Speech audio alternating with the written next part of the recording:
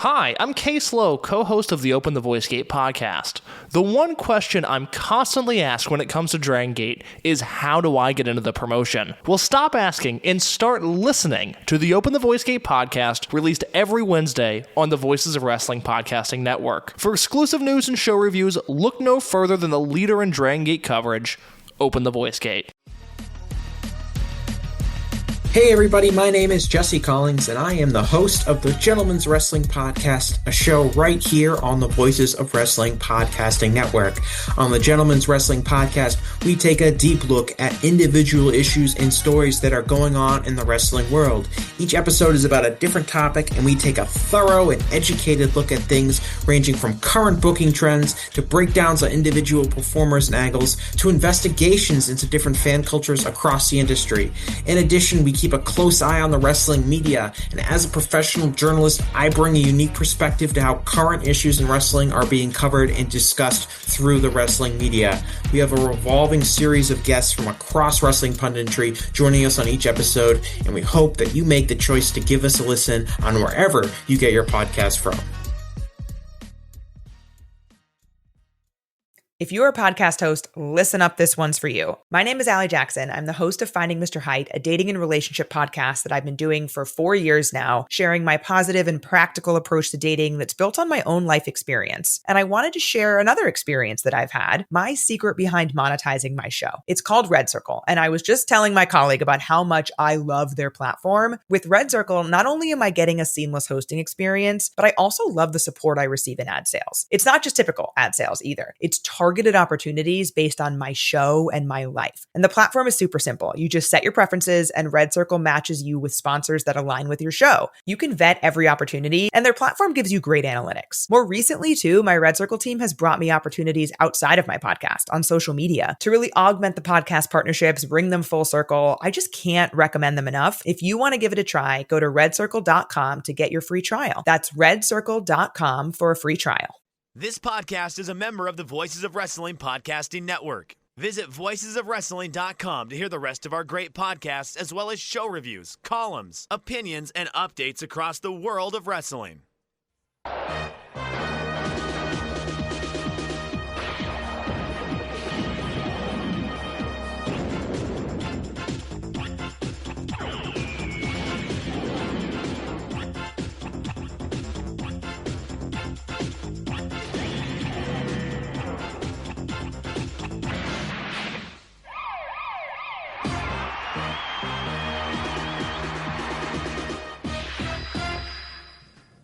Welcome back to Those Days, a Michinoku Pro Retrospective, Episode 9, Sato's Revenge.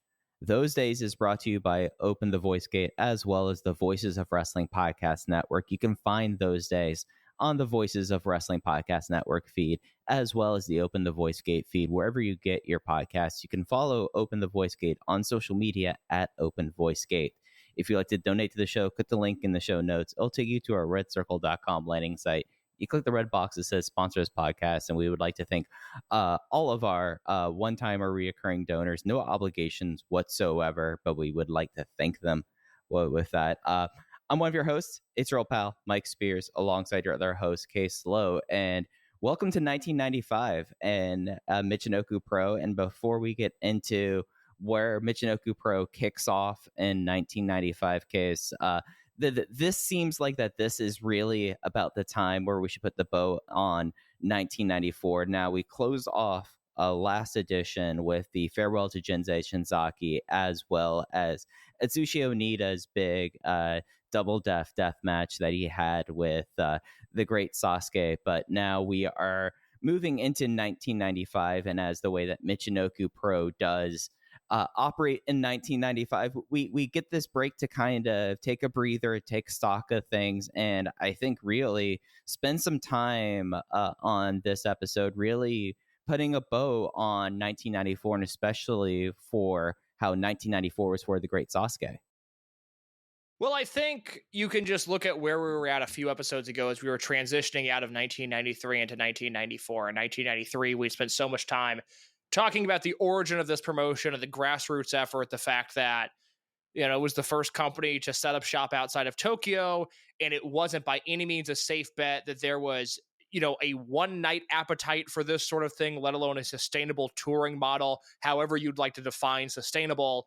And as you go throughout 1993, you see a partnership form with FMW. You see the Sasuke Delfin rivalry take shape and then transition into Sasuke versus Shinzaki, which is the primary feud of 1994.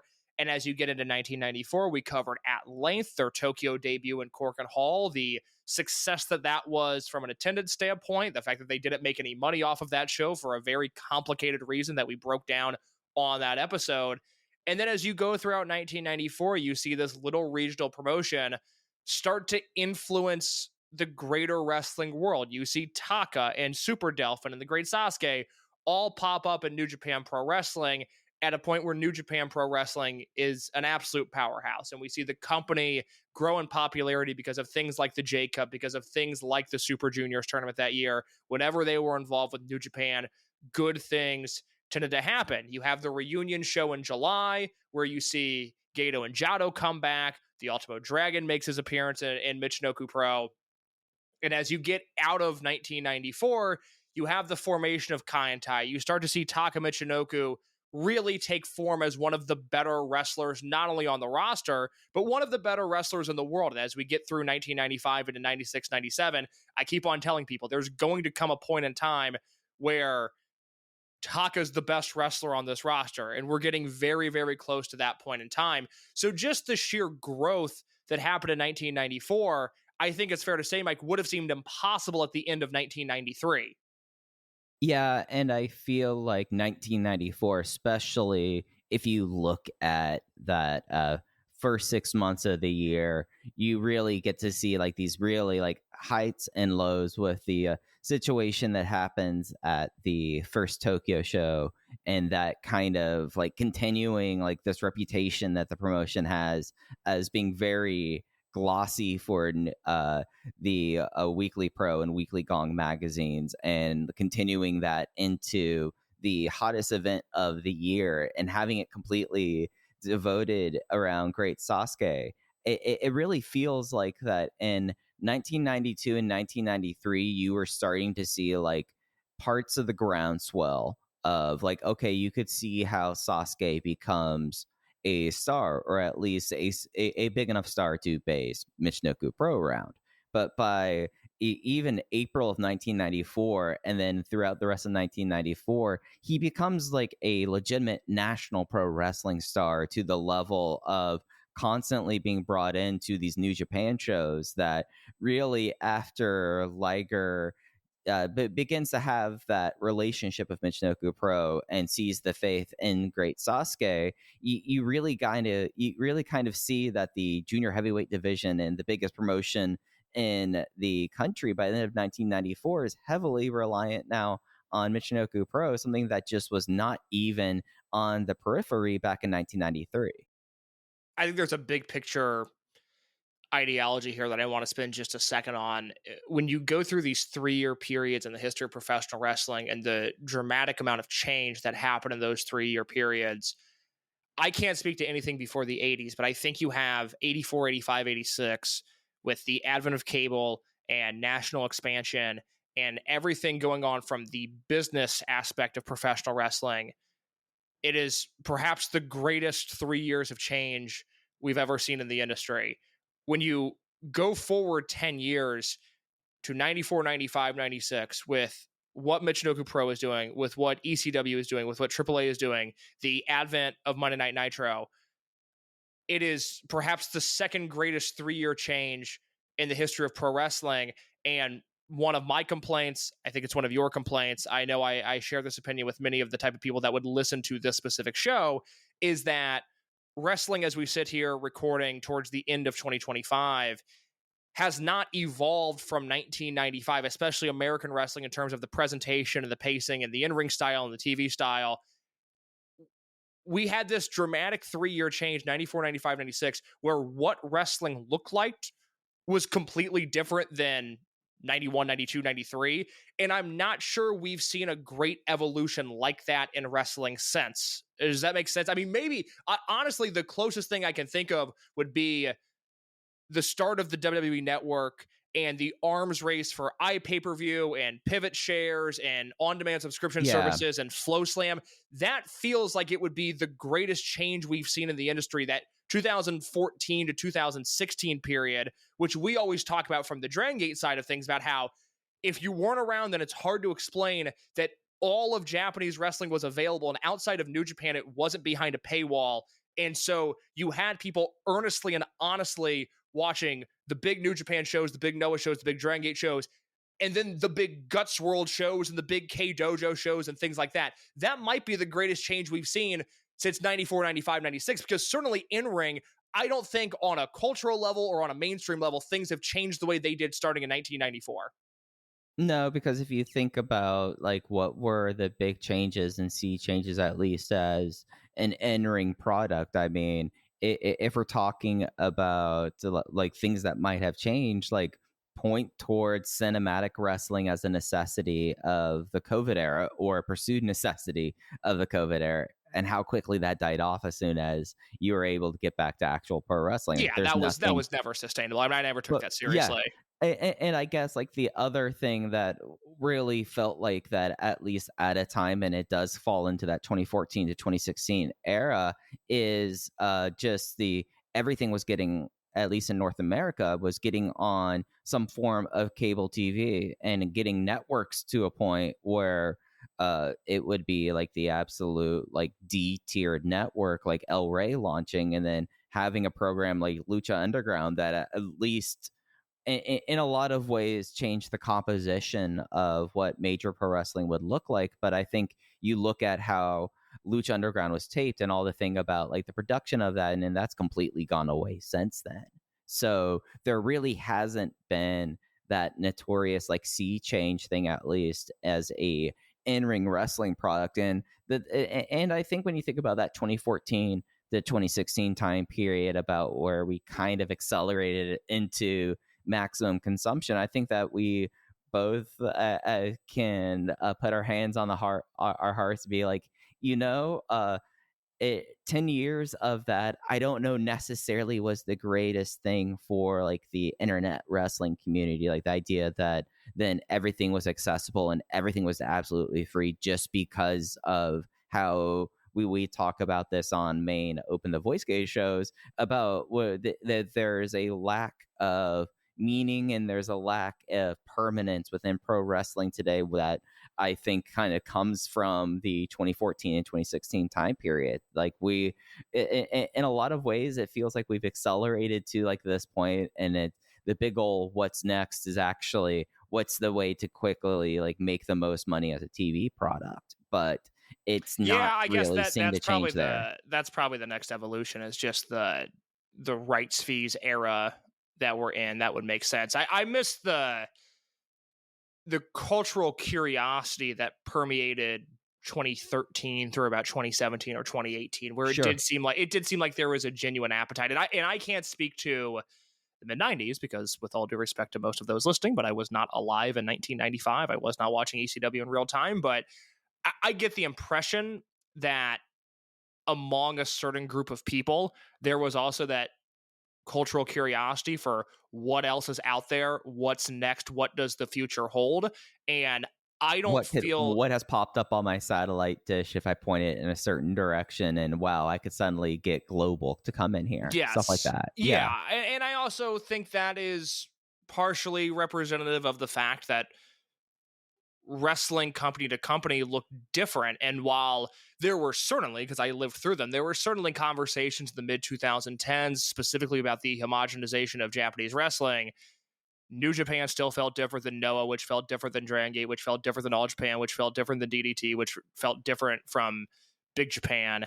And as we sit here again in real time recording it towards the end of 2025, I think everybody's gotten a little bit closer together. I still think there's core differences between Noah, New Japan, Dragon Gate, but I think those differences are less pronounced than they were 10 years ago. And I do worry about what 10 years from now will look like. Whereas in 1994, New Japan, All Japan, Michinoku Pro, FMW, all dramatically different. WCW, WWF, ECW, all dramatically different. CMLL, AAA, dramatically different. Smoky Mountain dramatically different. I mean, you Yes. were having a lot of different theories of pro wrestling getting thrown around at that time, and just to like hammer home like a point of the present. It's like what like kind of in a way has made me raise my eyebrow, and this kind of plays into those days in a way over the last like 6 months. What's how that? much new how much New Japan has like now decided to do all of these, oh, we have too many bookings or too many venue holds for like Shinkiba and Cork, and so let's let Taiji Ishimori basically do a Dragon Gate show.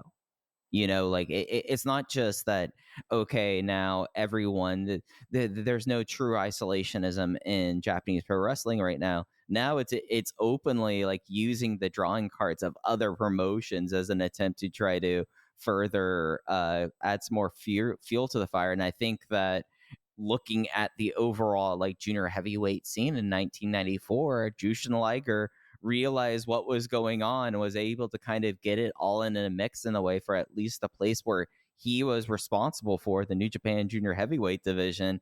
He was able to pull from all the theories and be able to be like, all right, I'm going to get already have this base roster with Otani, and then even dojo guys like Eddie and Benoit, and then we're going to pull from all these other places to fill it out. And at the time, at least in 1994, like the spirit of collaboration wasn't there, and I think that in 2025 maybe we've seen way too much collaboration as like a compare and contrast.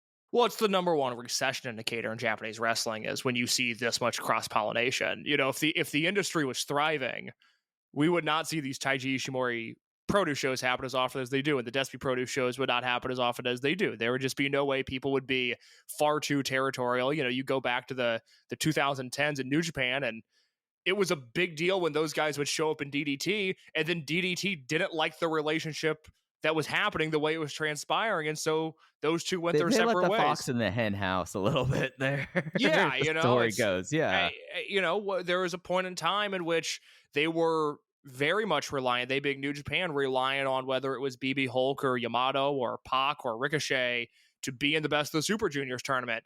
2015 to 2020, there's no Dragon Gate guys to be found there. Business was just fine without them, or the fact that they took Ricochet certainly also helped. But yeah, I mean, what we're dealing with now is people grasping at straws to get 1,200 people in Cork and Hall, and it's incredibly concerning that we're this far removed from the pandemic now, and nothing seems to be clicking with anybody. I tip my hat, and again, I speak here in 2025 terms. I tip my hat at some of the success that Stardom has had. I think they are a legitimate organization that they weren't during the pandemic or immediately following. I think what they've done is incredibly impressive. I do, of course, think that a lot of their fans should pump the brakes on the historical importance of this promotion. And, Noah continues to do numbers that cause me to scratch my head because I personally don't get it. But, we're talking about companies that are barely filling Cork and with world title matches. Dragon Gate is ice cold in Tokyo right now. They're putting multiple title matches on Cork and Hall shows, which, I mean, throughout the entirety of the 2010s, you just wouldn't see that. And if there was a title match on Cork, and it would be a massive deal because that show was guaranteed to sell out whether it had a championship match or not. And now, you can put a Dream Gate match and a Twin Gate match on that show, and it'll draw 1,300 fans. Yeah, and I think that at least as it transpired in 1994, and especially as it relates to like Great Sasuke, you really had an opportunity where someone just was able to kind of have the right people behind him at the right time. And I think really like some of the best construction of a card to base around someone. And as we like look into, as the calendar changed into 1995, it just the amount of awards and plaudits that Sasuke ends up getting for his 1994 resume case is just absolutely outstanding. It's ridiculous. So let's go to the timeline here. We're going to jump in January 2nd, 1995. This is from the Wrestling Observer newsletter. And this is something that I think it particularly pertains to you and I's interest, being longtime Dragon Gate followers and seeing the way that sometimes these end of the year awards go for them as a company that isn't necessarily tied in politically the way that the other organizations are. And we have this note from the January 2nd, 1995 Observer, in which Weekly Pro Wrestling named Great Sasuke as MVP for 1994, which would make this the first time that a lighter heavyweight wrestler has received such an honor. Yeah, and like I wonder where Dave's notes are for this one, because I went to go kind of look for this, and Sasuke ends up getting a special award in 1994, basically, and it still seems to be of like a certain level, but like I am looking right now at the 1994 award winners for like Weekly Sports, and he's not showing up for 1994. Is there And an the MVP MVP is, listed? yeah, it's Shinya Hashimoto. That would make sense given Hashimoto's 1994. So nevertheless, Sasuke has some sort of honor by Weekly Pro. It would, of course, be very on brand for a Lucha Wrestling company for him to receive the Fighting Spirit Award, which might be what Dave was mixing up here with the MVP. Yeah, Sasuke's at least the wikis have it as a topic award, which the Fighting Spirit would have been one of those for that. January 9th, 1995, Observer, we go back to Dave here, in which he notes that the Gong magazine named Jushin Thunder Liger as the 1994 Pro Wrestling MVP. Liger got the award for his popularizing of the junior heavyweight division, particularly organizing the Super J-Cup show, and it opening up business with Michinoku Pro, which led to some of the more memorable matches of the year. He also notes that Steve Williams versus Kenta Kobashi from Budokan Hall was named Match of the Year, while once again Junichiro Tenryu and Ashura Hara versus Atsushi Onita and Tarzan Goto was named Tag Team Match of the Year. Toshiaki Kawada, Shinya Hashimoto, the Great Sasuke, Shinjiro Otani, and Akira Hokuto received the other awards, but Dave won't have the translations until next week. Spoiler, Dave did not put those translations in the next week's Observer, so I do not know more about the Gong Magazine Awards in 1994 outside of that, but you see Liger getting credited with MVP here, in part for forming that relationship with Michinoku Pro.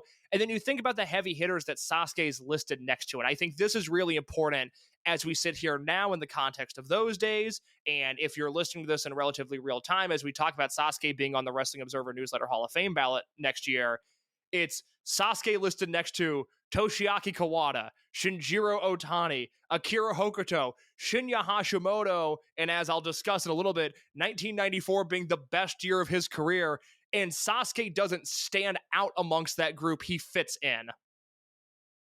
Right, and I think you just have like the fact of the overwhelming success of Super J Cup and what that leads him to do in New Japan in that year, along with like the highlights of getting the press clippings for the Korakuen Hall, as well as the Onita death match. I mean, he basically learns from Onita and becomes like this media gadfly that really picks up steam at this point.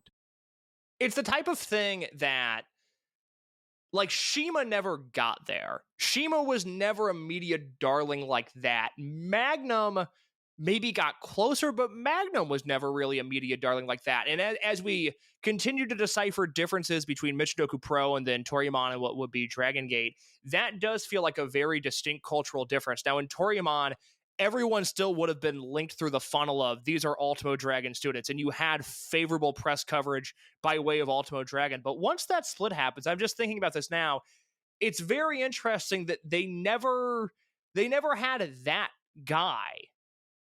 Yeah, and you would get a level of awards that Dragon Gate would be at that point where eventually, like when they would share the awards and everyone would get one, Dragon Gate would always be kind of included with it, and then and they would always find a way to kind of spread it around that everyone eventually ended up getting that kind of consideration, but it was never at like a level that, I mean, even I would say that Ozawa today has been able to kind of play that character, and Saya Kamatani like is probably the biggest media star as a pro wrestler in Japan right now. Like, it's possible, it just never really happened with Dragon Gate to that kind of level.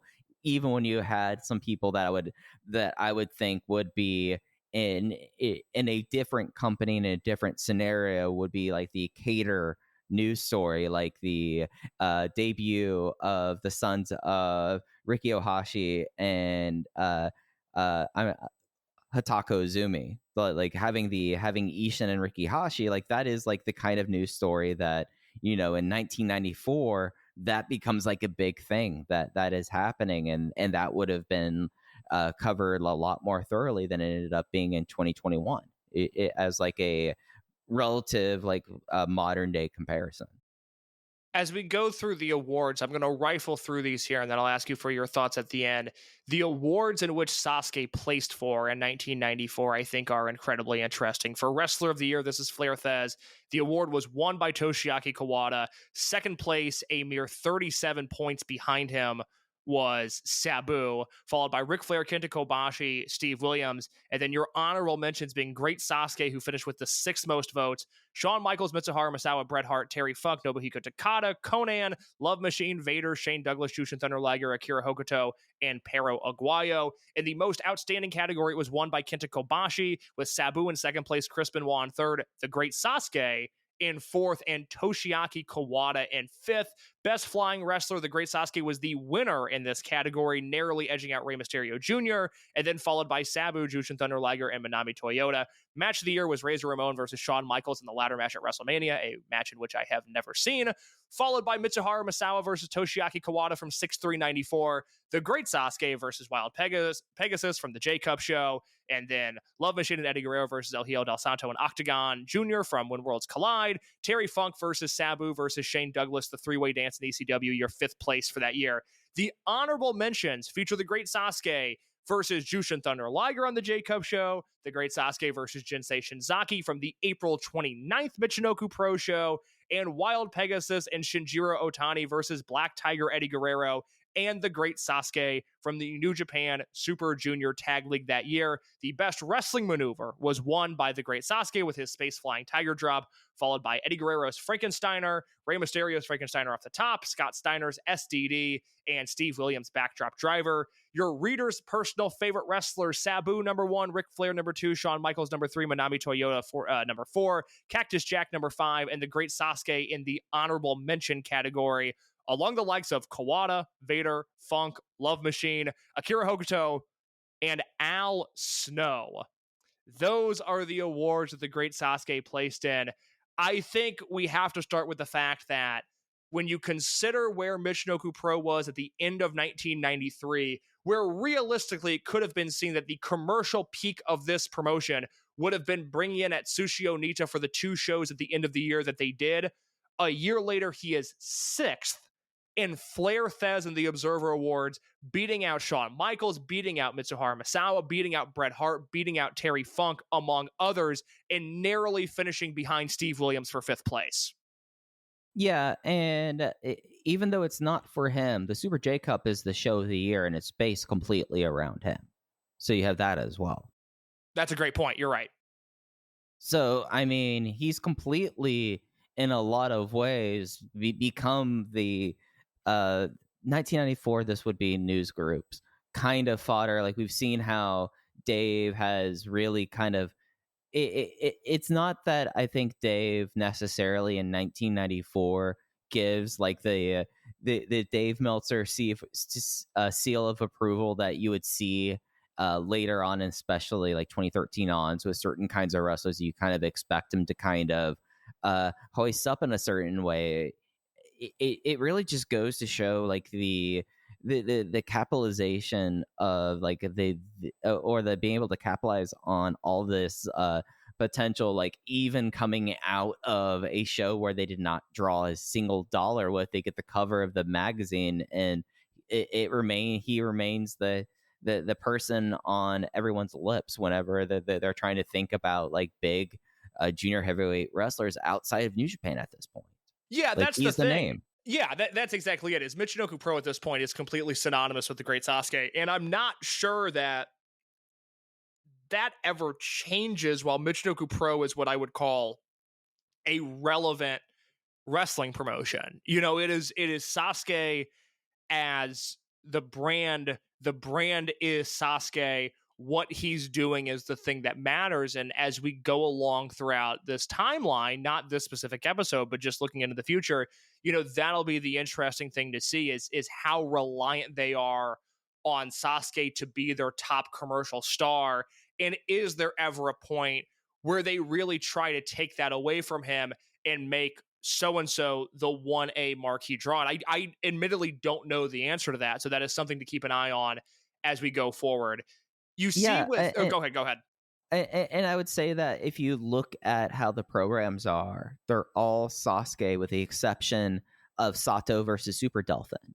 Like almost, and SATO versus Super Delfin, one of those matches were happening in Osaka, where we've already kind of charted that at least when they're in Osaka, like they do use Delfin as the 1A, but outside of like that scenario at 92 through 94 going into 95, it is so heavily reliant on Sasuke. Like it's Michinoku Pro and Great Sasuke are one and the same, at least at this point. They named the summer tour after Sasuke coming out of the J Cup. The show names, I'm not going to pull it up right now. I can't remember the exact name, but it was... I remember it. How about the Great Sasuke? Yeah, it was like, yes, you're buying tickets to go see the Great Sasuke. If you were wondering if he's going to be on this show, the whole tour is named after him. He's going to be on this show. I find that to be utterly remarkable. I do want to note just one thing about the 1994 Observer Awards, which of course is such a hot button issue, before we move on to other Sasuke stuff that I have here.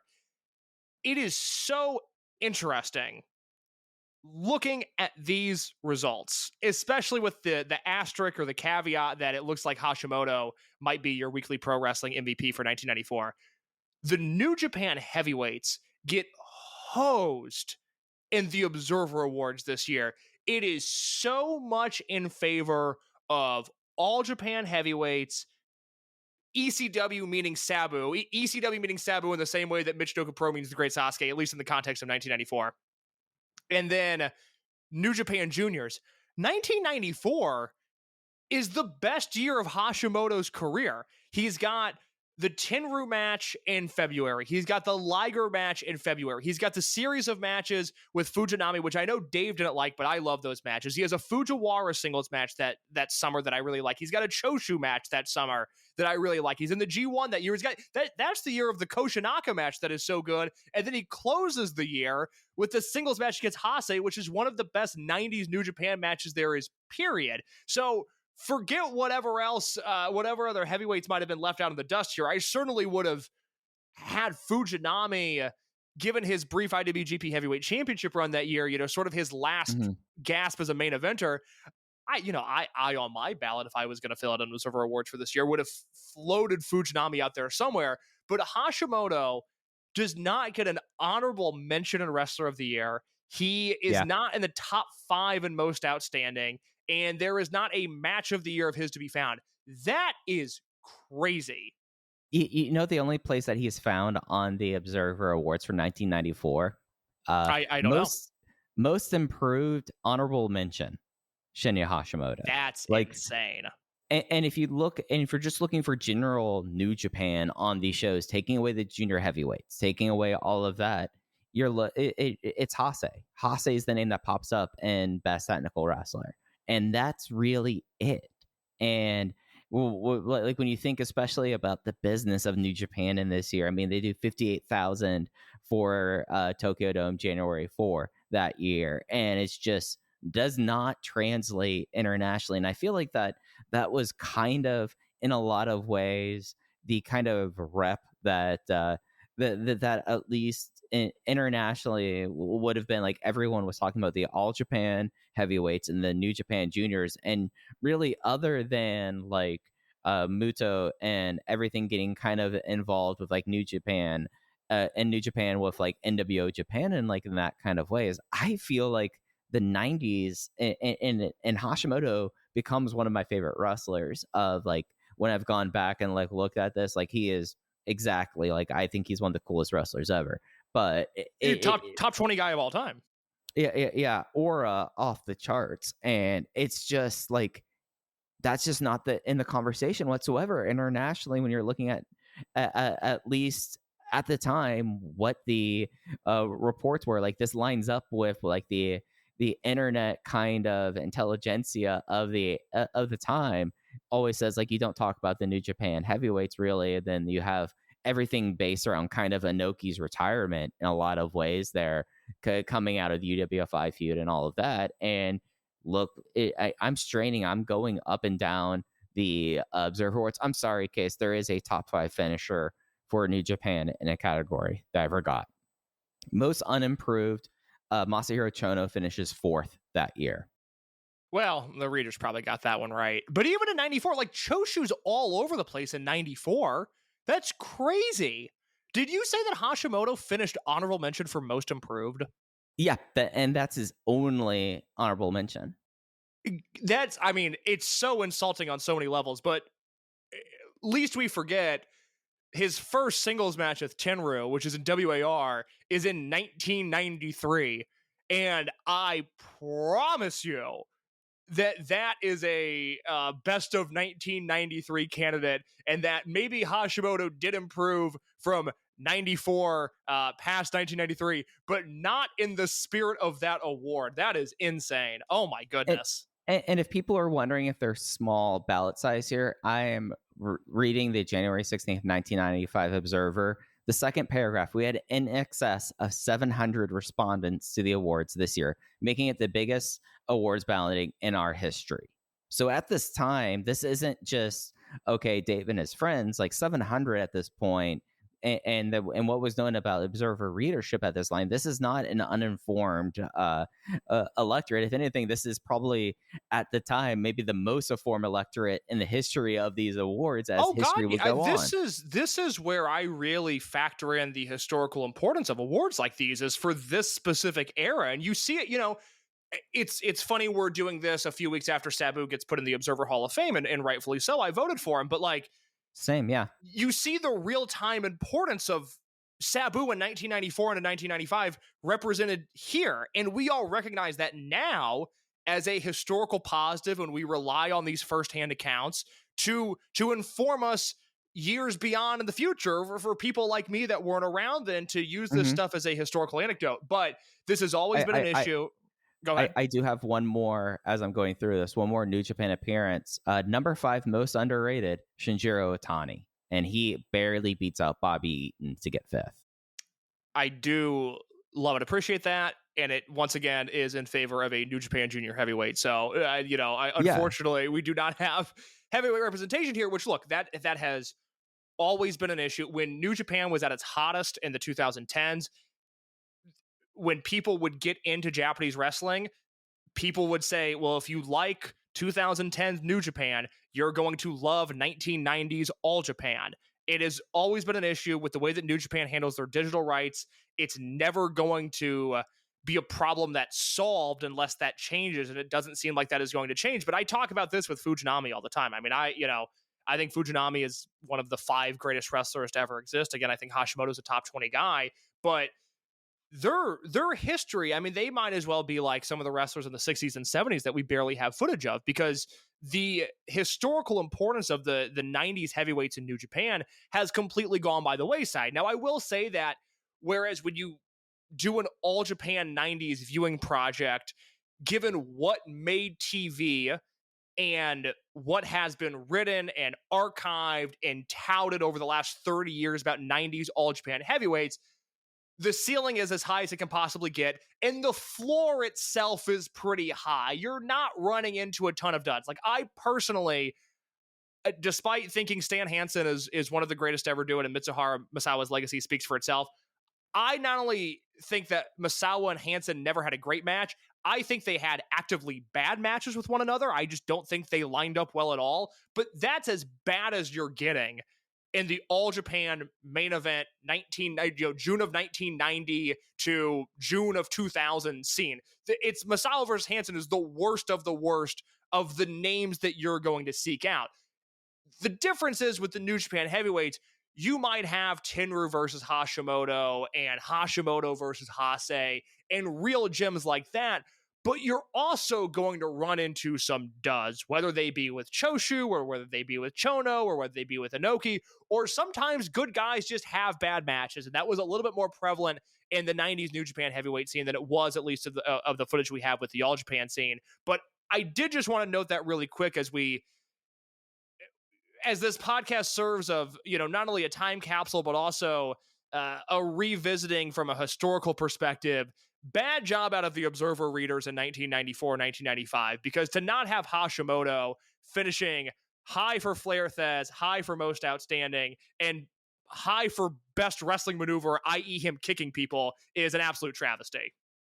No, I'm entirely with you on this, but I do think like you bring up a big valid point about how at least for where we are as the time of recording, Sabu and being in the Wrestling Observer Hall of Fame, and how much of that is the case was built around how he was in 93 and 94 and 95.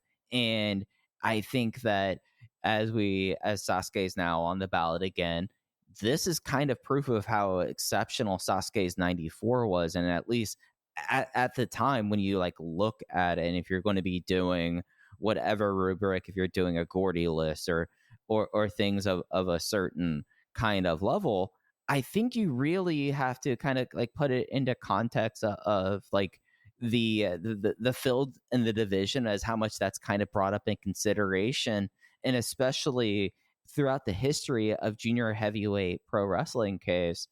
I went to kind of look up things of thinking about like important years in junior heavyweight history, like before this, and other than like peak Sayama, you don't have a year that's nearly, at least as of 1994, that I feel like that is as incredible for like a pure junior heavyweight as Sasuke has. I mean, there's others I think that could come after that have had incredible years before it, but I think that in a lot of ways, the way that we look at modern junior heavyweight pro wrestling, like whatever eras and however you want to go, like Stone Age, the Bronze Age, and what have you, Sasuke in 1994 is at least the start of somewhat of a modern era of it, and everything kind of compares to it. Now that we've gone through 1994, I feel pretty fair to say that, wouldn't you? Yeah, that is a great point that I hadn't really thought of, as I do think historically junior heavyweight wrestling looks different after Sasuke's 1994. And that is also, it's sort of this fork in the road of Sasuke's 1994 and Sabu's 1994, if you want to label Sabu as a junior, which I know that he did not want that, so I've omitted Sabu from the list that I'm just about to talk about. But I think those two things combined, I'm not sure we've seen greater influence on a particular style since, at least something long lasting. Because when I think about, maybe somebody that really shook the snow globe up in their respective promotion, whether it be the style of a Takeshi Morishima and Noah in Ring of Honor, and people will laugh at this, but the stylistic change that, say, Davey Richards brought to American wrestling, like that stuff came and went. And I do think that with Sasuke, there is just a bizarre staying power to the things that he did, and the way that junior heavyweights are still trying to mirror him and what he did in 1994 specifically. So what I did was I created a list of the 10 most important years in junior heavyweight history. Define important however you want. For me, it is an incredible in-ring year.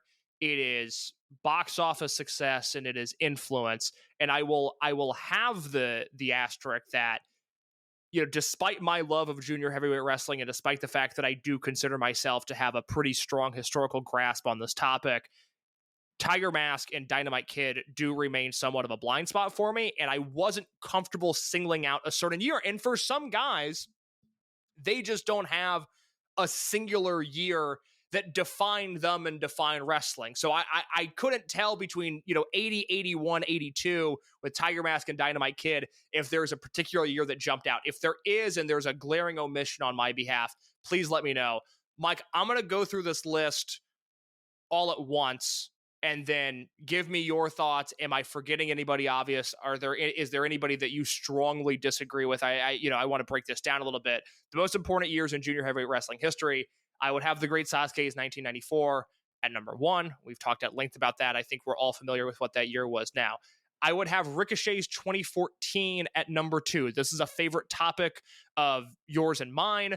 If you weren't there in 2014, it is hard to explain for a guy that was wrestling in the number 2 Japanese promotion, was being pulled off of indie bookings due to a mysterious wrestling show on the El Rey Network, as we were all Googling what the El Rey Network was, and was working for a depressed Gabe Sapolsky and a DVD-only PWG product. It is hard to explain the gravitational pull that this guy had. Wherever Ricochet went, it mattered. It felt like, at the time, the gold standard of pro wrestling and the gold standard of junior heavyweight wrestling. It's one of the most impressive years I've ever seen. Will Ospreay's... Yeah. I'm gonna go through this list one by one, and then... Actually, you know what? No, I'm not. Give me your thoughts on Ricochet's 2014. I'm doing a bad job here. You go.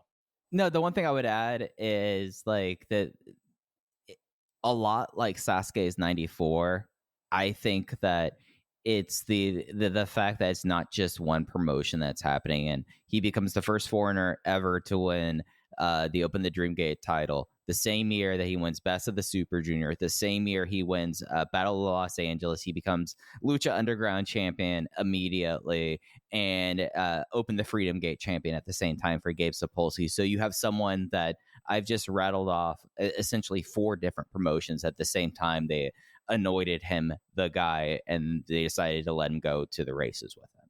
And that's just something that no one else has done to a certain level, I would say, other than Sasuke 94. So I'm with you on that. Will Ospreay's 2019, his Super Juniors run that year is perhaps the single greatest tournament run we've ever seen. I think I had all but one of his matches at 4 stars or higher. Most people had all of his tournament matches at 4 stars or higher, and then the finals versus Shingo, which is one of the finer wrestling matches I've ever seen. This was years and years of Ospreay being the guy that was too flippy on the UK indie scene into being this incredibly polarizing figure for fair or unfair reasons in New Japan, putting it all together. And this is the start of me feeling a way about Ospreay's work, where while he's not a perfect wrestler and he even does things that annoy me, I do find there to be an objective greatness to Ospreay in 2019, in the same way that there's an objective greatness to Hashimoto in 1994, and the same way that there's an objective greatness to Kobashi in 2003. This is where that era of Will's career starts for me. And then the second half of the year, he's a heavyweight. But his first half of 2019 is so impressive that I have him at number 3 on this list. Yeah, and I think that versus the other two, Ospreay is someone that you kind of, more so than I would say Sasuke and Ricochet in those given years. By the end of 2019, you see someone enter his prime. Sasuke's already in his prime in 1994. Ricochet, I think we could say, probably starts really in earnest in 2011 at the end of the Pac feud for him. And I would say that, like, the maturation that happens because of that Best of the Super Junior and him then going heavyweight afterwards, this is the first time you kind of see someone super incredible junior heavyweight year kind of spur them into what we would consider their active prime. Yeah, because Sasuke's coming out of his peak as we enter 1995.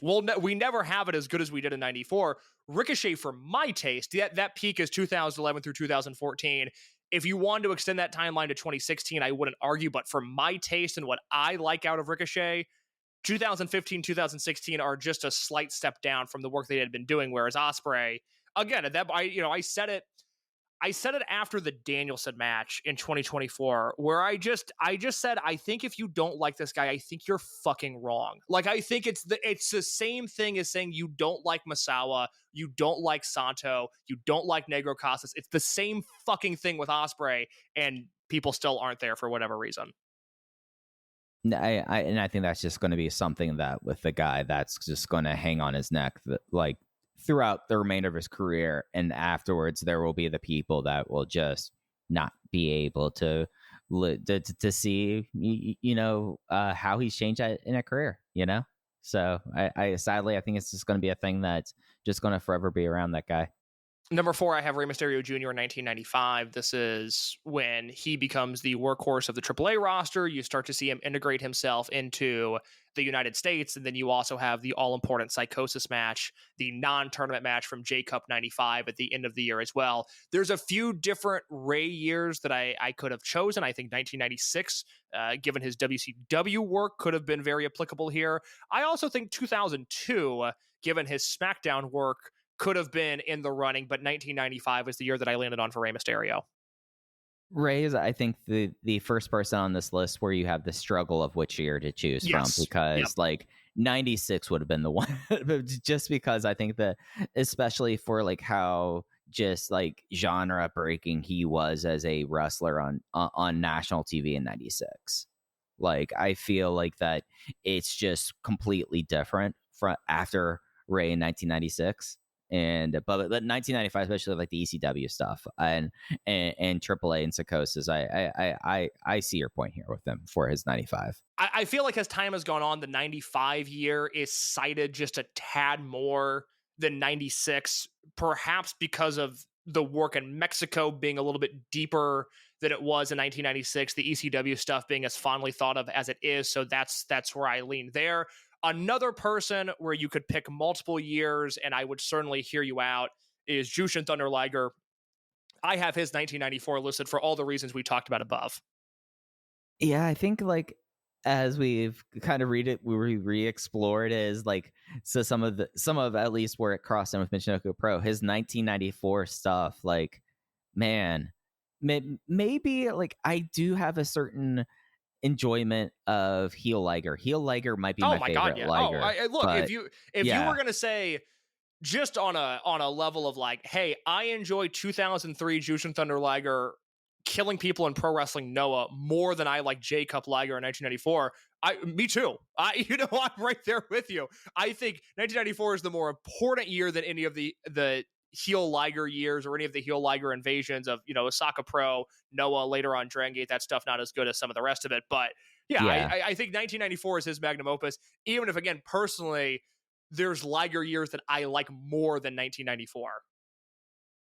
No, I agree with you on this. Yeah. I feel like the back half of this list is very controversial, especially for people that aren't you. I think you might agree with me more on the rest of these than anybody else listening. But number 6, Well, there's one name that I know you're going to get to that I would probably have right after and that you have super low, but okay. Interesting. I can't wait to get there because I would have at number 6, I would have Pac's 2011. Longtime Open the Voice Gate listeners know the drill here. All of Ricochet's success, including his 2014 year, is because he spent the entire year of 2011 wrestling Pac. Pac made him the wrestler that he is today. It is where he has the greatest Open the Brave Gate run of all time. He's a part of the greatest Open the Twin Gate match of all time, if not the second greatest, but him and Dragon Kid versus Shima and Ricochet at Kobe World that year. He's the MVP of Dragon Gate USA. And then the other thing that I was thinking about, his 2011 is so good that it paves the way for what is a completely insane 2012 that I actually think we underrate, where he starts the year on that Dragon Gate USA show having the match he had with Tozawa. And then he's involved in that PW... Which kind of was Tozawa's coming out party in DG USA. They've got the match in Atlanta, and then they have the rematch in San Francisco. I was thinking about the Atlanta one. Yeah, that one happens right. Just a little bit before. But his 2012 is completely insane. He's got the match with Tozawa in San Francisco, which is a really high-level match. That weekend, he also has the PWG show where it's Generico, Super Dragon, and Pac against Steen, Yoshino, and oh god, I'm gonna have to look it up here. It's Generico, Yoshino, and Pac versus Tozawa, Steen, and Super Dragon, which is actually one of the best matches of 2012. It takes place not in Reseda. This is when they were still teaming with the Wrestle Reunion team, and so this was Kurt Russell Reunion, I think, too. Was the three. This was the last one they did, okay. And it's devastating because it's the wrong crowd. The crowd is into it, but if this match happens in Reseda, it's a 5-star match. We look at it as one of the greatest trios matches of all time, and it just everyone finally recognizes that the PWG boom actually starts with Akira Tozawa. I'm with you. Preach to the choir there. And then he's got, so in one weekend, he's got the Tozawa match and that 6-man tag. WrestleMania weekend that year, he has a singles match against Low-Ki, and then what I've always said is the most underrated Dragon Gate USA match of all time, which was Low-Ki, Tozawa, and Hulk versus Mochizuki, Pac, and Ricochet. A near 5-star match. He then goes to the Super Juniors tournament. Oh, he's got a Dream Gate match with Shima. That's one of the best singles matches of Shima's career, one of my favorite Dream Gate matches of all time. He's got that in March. He then goes to the Super Juniors tournament, where he's got the match against Devitt that gets him signed to WWE. It's unfucking believable how good that match is. And then he closes out his summer in Dragon Gate because he leaves in July with his final match is Yoshino Doi and Pac against Hulk Cyber Kong and Naoki Tanizaki and Don Fujigama and Masaki Mochizuki, which is a tremendous three-way trios match. That's at the end of July when he gets signed. And so because 2012 historically has always been a weird year for Dragon Gate footage where we just have a little bit less from that year than we do other years. And then also, he largely disappears for the back half of 2012 because he's moving to Largo and helping start NXT essentially, because he was never an FCW guy. He starts in NXT at Full Sail. His 2012 is completely insane. I know 2011 is the thing listed here, but I did want to mention that really quickly. Yeah, maybe one of the most ridiculous 6 months of someone on the wrestling scene, and then just completely gets mothballed until they stop running the former Winn-Dixie in Tampa. And it's not like he was bad at NXT. There's nothing from the back half of 2012 that particularly sticks out in my mind. But I was just thinking about that today. I was like, God, his 2011, you and I recognize as this historically great junior heavyweight year. But if he would have just finished out the Dragon Gate schedule in 2012 and then worked like the Super Junior Tag League with Devitt or whoever at the end of that year, his 2012 might have ended up being better. Yeah, no, it could have been the same, because he ends up being in that era that I want to say I remember seeing his photo on the FCW website, but he never made TV. But it took a while to get that sheen off of guys who were in FCW and NXT kind of coming along. And then, by the end of 2013, it's 2014, he becomes one of the linchpins of the network launch with the NXT Arrival shows. An overwhelming success everywhere he's ever worked. And I always just want to note that about Pac, that I still don't really think he gets the credit for that. For when he was on the main roster, he was the best television wrestler in the world. And I think there was a point in AEW where he was probably as good as anybody on TV. That is number 6. Number 7, I have Low-Ki in 2002. As we talk about seismic shifts in wrestling, big sweeping changes, stylistic shifts, it never really came to fruition. But when you watch 2002 Low-Ki, whether it's in Jersey All Pro or whether it's in Ring of Honor, it's like this nucleus is forming of change that just never quite gets there. But it does feel like there is an alternate reality in which 2002 Low-Ki dramatically shapes the entire wrestling industry. Yeah, and he's an interesting person to bring up here, because he really I think you set him up and you put him into different eras, and you might end up having the 1994 Sabu or 1994 Great Sasuke, and you get oh no, Low-Ki came and everything kind of changed. And it definitely felt like there was always that, is Low-Ki going to be the one, because 2002 especially, but even getting into the start of his TNA time, there was always the chance of maybe if Low-Ki gets on national TV, pro wrestling completely changes. He had that kind of energy in the way that I think we now recognize Sasuke and Sabu had in '94, but it just never gets acted on, and it just stays in that nucleus and does. And in a lot of ways, he's the one that kind of is, I think, greatly kind of marginalized out of that era. And especially when you think about Jersey All Pro and beginning days of Ring of Honor, for probably his personality and his decision making, he's the one that doesn't get kind of talked about. And if you follow at least 2025 AEW, Low-Ki's not even a part of the narrative for Ring of Honor in 2002, when you consider how important Low-Ki was for that promotion in 2002 at the same time. You and I were talking earlier about how, in the specifics of 1994, ECW is Sabu and Michinoku Pro is the Great Sasuke. 2002 Ring of Honor is Low-Ki. I think we just now, unfortunately, time has gone on to a point where we have the historical precedent to say that it doesn't, he leaves Ring of Honor for 0-1 in 2003. And then in 2004, there's just, it becomes a mess essentially once the calendar flips over into 2003. And I think we are unfortunately living in, you do this with basketball players sometimes where, their career was the worst version we would have got out of 100 versions of that career. And whereas you have this shining star in Sasuke where you see junior heavyweights continue to be influenced by the way that he approached wrestling, and you see Sabu's influence in every aspect of wrestling, almost too much with all of the redundant table spots there are now. Low-key feels like the spiritual successor to them, but he doesn't have any of that influence. And that's a shame, because for as much of a headache as he is, I've said for years, I think wrestling would be better with more people that took it as seriously as Low-key than not. And we're living in the not now. And I said this about a year ago. I rewatched Low-key versus Samoa Joe from Ring of Honor, the 2002 match. And I made the point, I go, I think if this match happened now, I think if this match happened on like a Deadlock show, I don't think it would get over the way that it did in 2002. I think a lot of people would like it. I also think a lot of people would be uncomfortable by how physical and how serious, for lack of a better term, that match was. And, 2002 Low-key feels just like something of a complete bygone era now.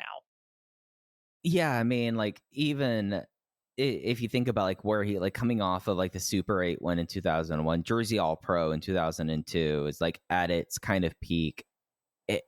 It just, like, it does not like hold up. And I think, if anything, what is held up. Do you think his in-ring work doesn't hold up? Or I think his legacy doesn't. I think his in-ring work holds up to an astonishing degree. I will watch Low-key take liberties with someone in a wrestling match. I will take, if that was happening on Dynamite every week, Case, I would actually have more than a feeling of overwhelming apathy towards that promotion. But I think almost in a lot of ways, his legacy is now more seen through his TNA period than it does for being like the inaugural Ring of Honor champion and all of that. Like, it's the time with Triple X and the X Division, and the teams with Daniels and Skipper, I feel like, are kind of the thing that he kind of gets remembered for. And that's just, when you think about like him in TNA, like, that's such a long time ago. You're talking about his run in 2002 through 2004. So yeah, you're talking about this time.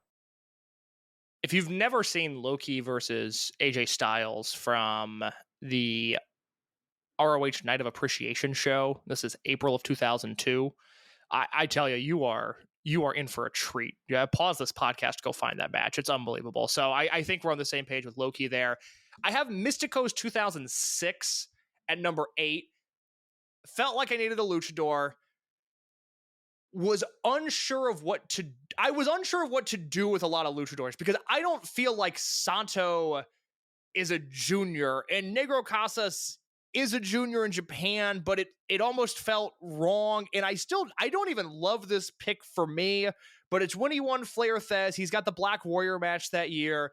I love his 2005 in ring. I love his 2006 in ring. I landed on 2006 here mainly because of the Flair Thez.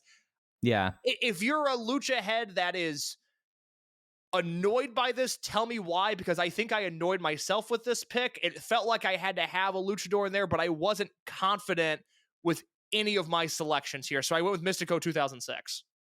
Yeah, and I think when you like think about like business wise, like especially Mystico being like so much of a lighter weight class wrestler versus like you like were there like bigger peaks with like Conan and others like before that, but they were clear other heavyweight classes with us. So yeah, no, I think that Mystico, especially considering like basically that Flair Thez thing basically launches Triple H to make like the biggest faceplant in his early managerial career with NXT because of Mystico's 2006. That's a good point. Happens. Yeah. And that is an overwhelming positive for him. So I appreciate that. I'm assuming this is where we're going to go on a separate path here. Number 9, I have Ultimo Dragons 1996. This is the J Crown year. This is all the title belts. The reason I have this as late in the list that I do is I think its importance has waned over time. I think this is something where it's like, you and I can go to Vegas and go to a Dragon Gate show, and in front of the Game Changer mouth breathers, still the most over person on the show is Ultimo Dragon, because they remember him from WCW Nitro and they've seen the photo with all the belts. And I get it. more power to them, I guess, for still being emotionally attached to Ultimo Dragon in the way that they were. But this is one of those things that I think the longer we move away from it, the less important it is. Oh, I think the longer we get away from it, the more important 1996 Ultimo becomes. I think that I would have this probably, man, PAX 2011 is it I would have this above Loki on your list for sure, without a doubt. I think that Ultimo Dragon, especially for like a generation of wrestling fans, especially with WCW in 1996 coinciding with the J Crown and all of that. For him, Ultimo's best matches are probably 3-4 years before this, and 1996. I mean, by 97, he's done basically as like a big match wrestler. I think that it's but like this year really, like, this is kind of like becomes kind of the peak of what WCW junior / cruiserweight wrestlers kind of are, is Ultimo 96, I feel like. And I would argue that probably like his permanence as like that kind of character, I mean, having that level of notoriety that, I mean, 30 years afterwards in Vegas and still like being like on demand because of him in that photo and him on WCW Nitro, I think that puts him up. Maybe I wouldn't put it above Liger's 94, but I would almost put this tied 6 with PAX 2011 for me, at least. I think part of my issue is as I go through a lot of Ultimo footage, just for whatever reason, I watch a lot of his stuff. On a personal level, I always prefer the Yoshinari Asai era of his career to the Ultimo Dragon era of his career. Mm-hmm. And as you go through 96, there's incredible stuff there, but there's also some stuff that I think is rather disappointing. It is definitely, from a historical context, one of the most important junior years there is. When you factor in, I guess, what my rubric was, my criteria here, just from an in-ring standpoint, I think he's so far below anybody else on this list for that specific year that it puts him at number 9 for me. Yeah. I mean, that's the hard thing with Ultimo. I think 93 is his peak in ring, and it's all downhill from there. I would agree with that. Even before he has the elbow injury, it's stuff in 1994. Because I remember like this Jericho match that he had that I was like really up for rewatching, and I rewatched it, and who I really came away impressed with was Jericho, not Ultimo, in that match. And I feel like by the time WAR happens, his in-ring actually starts to slide. Number 10, you might have saw me make a change as we were talking in real time on this document here, because the number 10 that I had, I now realized was a dumb answer. And that I oddly enough, after complaining earlier in this podcast about 90s New Japan heavyweight representation, I realized I needed just a little bit more 90s New Japan junior heavyweight representation. Shinjiro Otani's 1997 is one of the more incredible in-ring years ever. He's got the Tajiri match at the Dome. He's got the Liger match in February. He's got an El Samurai match in March that's great. He has a bunch of great tags throughout the year with Kanemoto as his partner. He's got a Benoit match late in the year that is okay. He's got a decent Kendo Kashin match, which is very high praise coming from me. So Shinjiro Otani's 1997, I will put as my number 10 here, although I could certainly be talked into anything if I'm forgetting something obvious.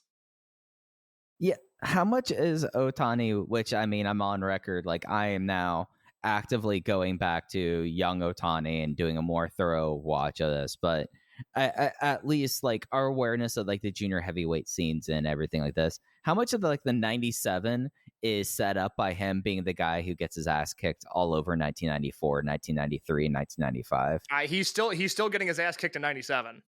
No, I think that's like perfect, like bringing up like his team with Kanemoto, because as I've like started to really kind of look at like the New Japan junior scene in the 90s and like this like post J Cup kind of context, he kind of becomes like the guy that is like there, and they move up, and of course he leaves, goes 0-1 and all of that by 2001, 2002, but he kind of in this way becomes the bridge to like the junior stars in late 90s, early 2000s, and then kind of feeding into heel Liger in a way. Oh yeah, absolutely. Otani in 97 represents a bridge to a lot of different things, because it is the thing that I think leads to low-key being low-key, and Ring of Honor looking the way that it did is the late 90s New Japan Junior stuff compared to the early 90s New Japan Junior stuff. And so it's sort of a perfect middle ground for what we had and what we were going to.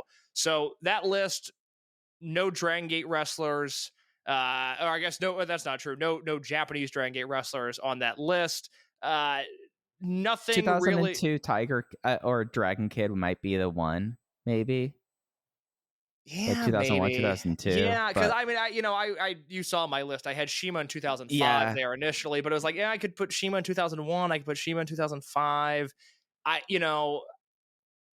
love 2003 Kenta. I thought about that, but I was like, no. Between him and Marufuji, it's tough to decide there. I mean, Kenta's better, but Marufuji is very historically important, and so I would love to have a deeper discussion about this on the Voices of Wrestling Discord and the Open the Voice Gate channel. If anybody has any names that they feel like should be mentioned, again, my list was Sasuke in 1994. Ricochet in 2014, Ospreay 2019, Rey Mysterio Jr. 1995, Jushin Thunder Liger 1994, Pac 2011, Low-Ki 2002, Mystico 2006, Ultimo Dragon 1996, and Shinjiro Otani 1997. There's a very good chance I'm forgetting somebody obvious. If I am, please let me know. Yeah, I as someone that like you, I would say that other than like the shadow of Sayama over the scene and how that clearly we're talking about 1995. The guy's shadow is still all over Michinoku Pro at this time. Mike, you don't know this, but the next episode we actually are talking about Sayama in depth a little bit. Well, then there we go with this. I wonder, someone who is a little bit more versed in this, where they would put Sayama's 82. That's where he wins Tokyo Sports MVP as a junior heavyweight. So I have a feeling that it's probably somewhere 1 to 5, if not top 3. But that is kind of the one year that I don't have the fluency in Tiger Mask's business at that point to say I don't know what year it would be. That's what I struggle with, is I'm just not sure in that small period of dominance if there's a year that sticks out more than the rest.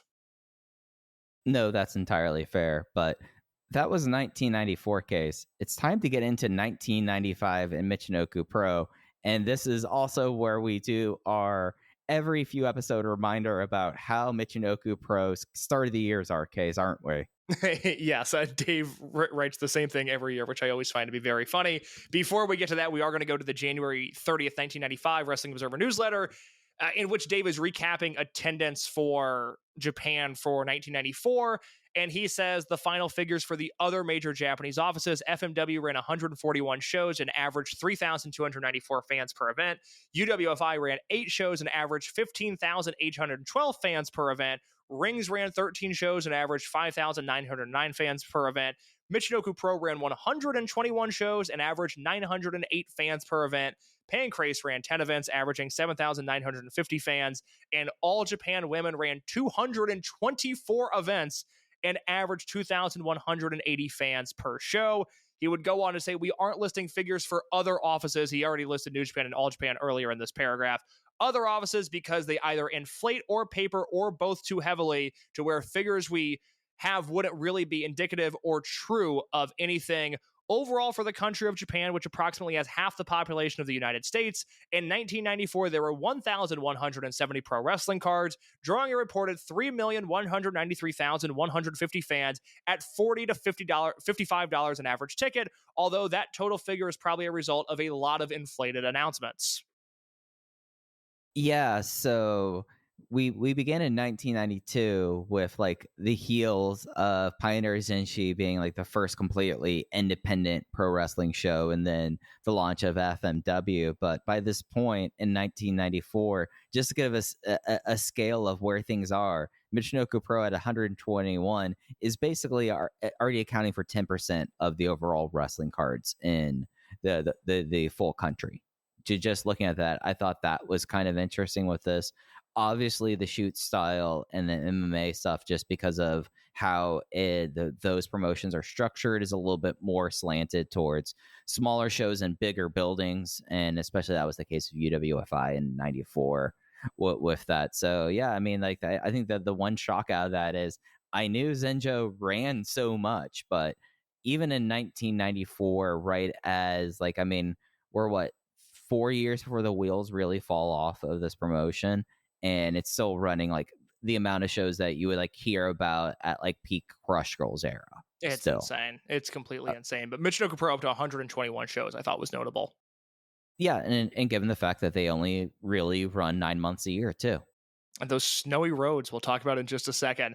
I do want to go back to the January 9th, 1995 Observer. And this is an Observer that I recommend going back and reading. It's very much Dave in his wheelhouse, analyzing business trends and looking towards the future. And especially during this era, I think this is something that he was so good at. So he has this very big section about UFC's growing popularity in the United States and how it affects the wrestling industry, which is something, I mean, Dave's talking about this in 1995.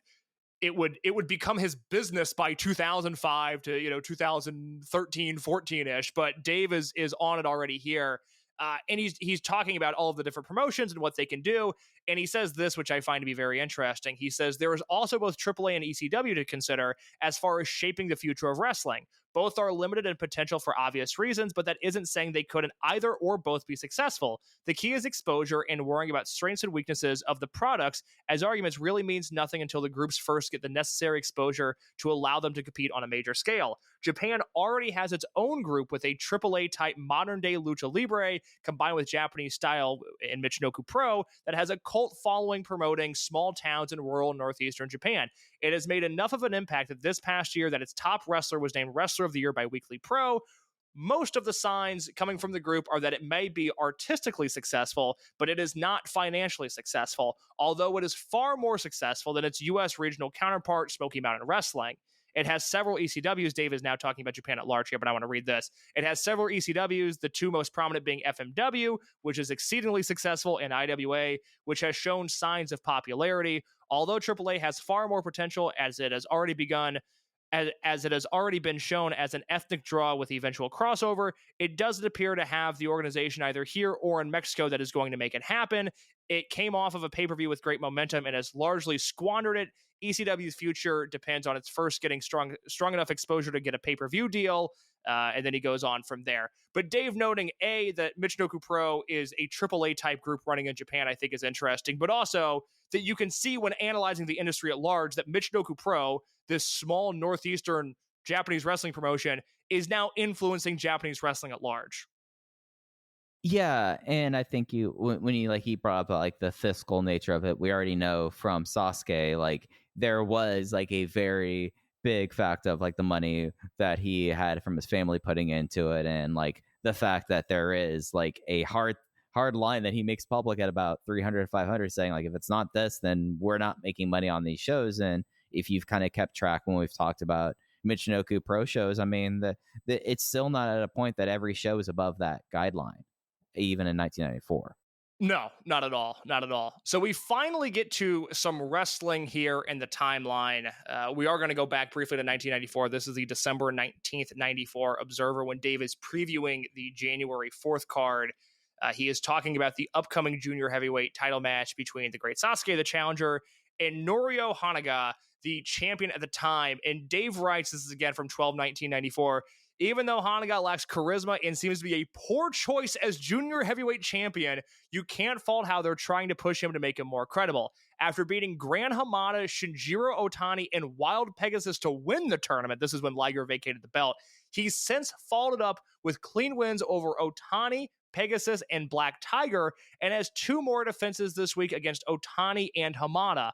He also won a bogus UWA junior heavyweight title from Sato, all of this leading to a title defense at the Dome versus the great Sasuke. And I had to verify that he did indeed beat El Hijo del Santo, and he did, and it was televised. It was on the crossover New Japan AAA show on November 18th, 1994. Indeed, he wins the UWA World Welterweight title from El Hijo del Santo, which is a crazy push for somebody that, talking about historical significance and legacy and things like that, has no historical significance or legacy whatsoever.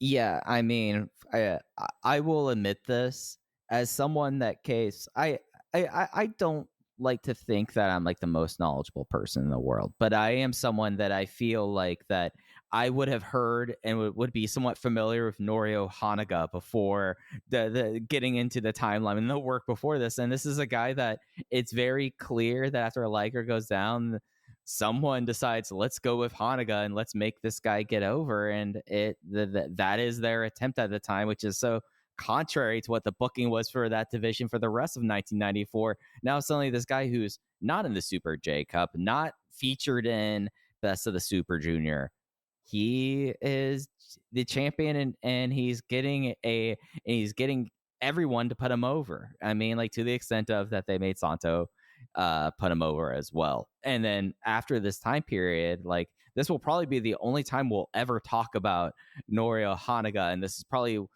for a lot of our younger listeners, the only time in your life you'll ever hear this guy ever mentioned. It's really a bizarre historical anecdote to think about the brilliance of the 1994 junior booking, the stars that were in the promotion at the time, and then again, Hamada, Otani, Pegasus, Otani and Pegasus again, Black Tiger, Otani and Hamada again, and Sato, and he is just a complete footnote in history and nothing more. It's remarkable to think that the 1994 New Japan Junior Division is what it is, and for the last third of the year, it was anchored by this guy who then went into the Tokyo Dome and had a very middling match with the great Sasuke. It's worth noting that this match originally was Norio Hanaga versus American Love Machine, but Art Bar dies, and Yes. Sasuke picks up this match. The question that I would love is in when does Liger break his leg? It's like in September. I wonder what in August of 1994 what the plan was for the junior heavyweight division for this Dome show, because they would have already had a plan at this point. Oh, right? I should ask Bix that. It's probably Liger and Love Machine. Yeah, it's probably Liger and Love Machine. And the fact of the matter, like, they must have been really pissed at Liger for getting hurt and have it all based like this for the kind of match that Sasuke is kind of put into with Norio Hamaga, which is Norio Hamaga just kind of makes Sasuke do a whole bunch of arm work, and then whenever the Dome is getting kind of excited for Sasuke doing one of his high spots, and it seems like that they were kind of wanting to see Sasuke fly, Hanaga kind of puts a stop to it. I kind of like, I accept this match, but I hate this match at the same time. It's just the most boring version of a mid-90s Sasuke match possible. It almost has the WWE-ification of, you got to have a strong heat segment. You know, Sasuke has got to work from underneath. It's like, well, I don't know. Sasuke could just work sort of the arm. Yeah, it's Pick like a limb. Sasuke could, yeah. he could fly around, and I think things would be okay. But instead, they just it's so funny that this guy who was leading wrestling and innovation and doing all of these great things, and even in New Japan was doing his thing and making it work. They just have the most traditional match possible at the Dome, and it's fine. I mean, there are some Sasuke spots towards the end of this match that I think are remarkable, but the match itself is just there. I think Sasuke has about, if we're doing like time of possession, Sasuke has about 15% of the match, and it's easily the best 15% of it. Like, the thing that gets me mad is we're going to see by the end of J Crown, like, Sasuke, like, physically cannot compete at the level that he does before the J Crown. Like, that's like a known thing. Like, Sasuke cracks his skull open. It makes me mad that, like, this is the biggest crowd that I think Sasuke ever wrestles in front of. They get 52,000 here, and it's peak Sasuke, and he has to do this shit versus anything else. Like, give me Otani versus Sasuke and give them 10 minutes, and that match would be miles better than this just mediocre waste of time. It's such a shame that, and this would be very, very much against how New Japan did business at the time, but it's a shame that, say, one of those 8-man tags we had in the early summer of 1994 doesn't that find its way. One? Yeah. So that's yeah, absolutely. Exactly. So that would have been incredible on a show like this. The thing that I guess I like about this match is when Sasuke starts doing the dives, he hits a huge Sasuke special to the floor. That's super, or actually not even a Sasuke special. He just does a tope that looks magnificent. And then this is one of those big ramp dome shows, and Hanaga is on the ramp, and Sasuke still does an Asai moonsault to a standing Hanaga on the ramp, which just the logistics and trajectory of that are completely bizarre to me. I've never seen anybody do that on that style of ramp before, and I thought that looked great. I apologize, I dropped my glasses off my knee, but I don't know if that my mic picked that up or not, but it made a really loud noise in my apartment. But Sasuke does his end of the bargain. He holds up his own, and with none of the other Hanaga matches coming to mind as we're recording this, I do get the feeling that this entire title reign is perfectly represented by this match. Yeah, Hanaga becomes a referee. Like, he retires by the end of 98. So this is his own. He wins the junior heavyweight title 3 times. He won the precursor of Best of the Super Junior in 91. But no one talks about New Japan junior heavyweight wrestling but before Liger comes around. So, I have reached out to David Bixenspan to see if he knows if Liger versus Love Machine was the original plan for the Dome. I will let you know by the end of this episode if he gets back to me. We go to the Observer for January 16th, 1995, Dave's recap of this show, in which he notes that Hanaga's IWGP Junior title defense against Sasuke was good, but not the quality of most Sasuke matches. Originally, Sasuke was going to win the title in this match, but New Japan changed plans when Sasuke dropped the independent junior title to Ricky Fuji on the FMW show on December 20th in Nagoya. New Japan felt that by doing a job for a wrestler of the quality of Fuji on an FMW show, that they couldn't put him over for their world title. And I gotta say, New Japan has a point here. It's a matter of pride case. I saw Ricky Fuji on one of those aforementioned Taiji Ishimori shows wrestling in 2025. And let me tell you, I think that what he would do 30 years later would do enough that if you lost him in 1994, no more junior heavyweight title. It's a tough one, but boy, do I understand where they're coming from. God, that is such a great... So what's the equivalent of this? If so, like Ricochet wins Super Juniors in 2014. And what is the equivalent? Like, hey, we were going to have Ricochet win Super Juniors, but then he took a pinfall to Gamma, and we just can't have him be Super Juniors champion anymore. Like, I'm trying to think of what a somewhat modern day equivalent of that would be. Yeah, I think that would have been it, or it would be like, oh, we have to take the title from Takeshita because he did not win the CML Trios title at Full Gear this weekend, like something like that. Something like that. That changes everything. I mean, Sasuke, I don't believe he ever wins the IWGP Junior Heavyweight title. Only as a part of the J Crown. So that's really interesting because given his 1994 and everything we've said about it, it would make sense even with all the changes of. Oh, Sasuke it brings the IWGP Junior Heavyweight title into the J Crown. Mm-hmm. Sasuke wins it in 96. Does he? Yeah. Yes, he does. Yeah. Okay. He beats. Okay. Liger. Right. Yes, he beats Liger for it. I see it now. The cage match listing of it was giving me trouble for a second. So he wins it in 96, and then later is IWGP Junior Tag Team Champion with Liger. But you think about all the things that he did in 94. It's amazing they got to a point where Liger's out, Love Machine's out, Hanaga's in, Sasuke's in, and they could have had Sasuke win the title at the Dome. And it's a funny thing where I think with 30 years of hindsight, if he wins the title in this match, we all go, man, Liger, what a visionary as a booker. This guy made Sasuke in 1994. He sets up to win the title at the Dome in 95. You get the title of Hanaga, a perfect storybook ending. And instead he loses to Ricky Fuji, and New Japan says, no way. I mean, this is a big sliding doors moment, I think, in the history of Michinoku Pro. And I feel like that this is not the only time that Ricky Fuji has been the cause of a Of doom. sliding doors moment. Yeah, Yeah. no, I mean for the amount that this guy has existed in wrestling, like he was awful in 1994. He's even more awful now. Like how many people lost title runs because they had to do business with Ricky Fuji? And the thing that also sucks for Sasuke, he drops that junior title because the FMW Michinoku Pro relationship's kind of over That's after right. the explosion match. So like it's just business. Like Sasuke, I don't think Sasuke in 1994 wanted to drop the belt to Ricky Fuji. I think it was just circumstances, and then rightfully so, Ricky Choshu goes, "This isn't good for business now, man. We can't do this." Well, Choshu's booker now, right? Yeah, Choshu. Choshu's booking the heavies. I think Liger's booking the juniors at this point.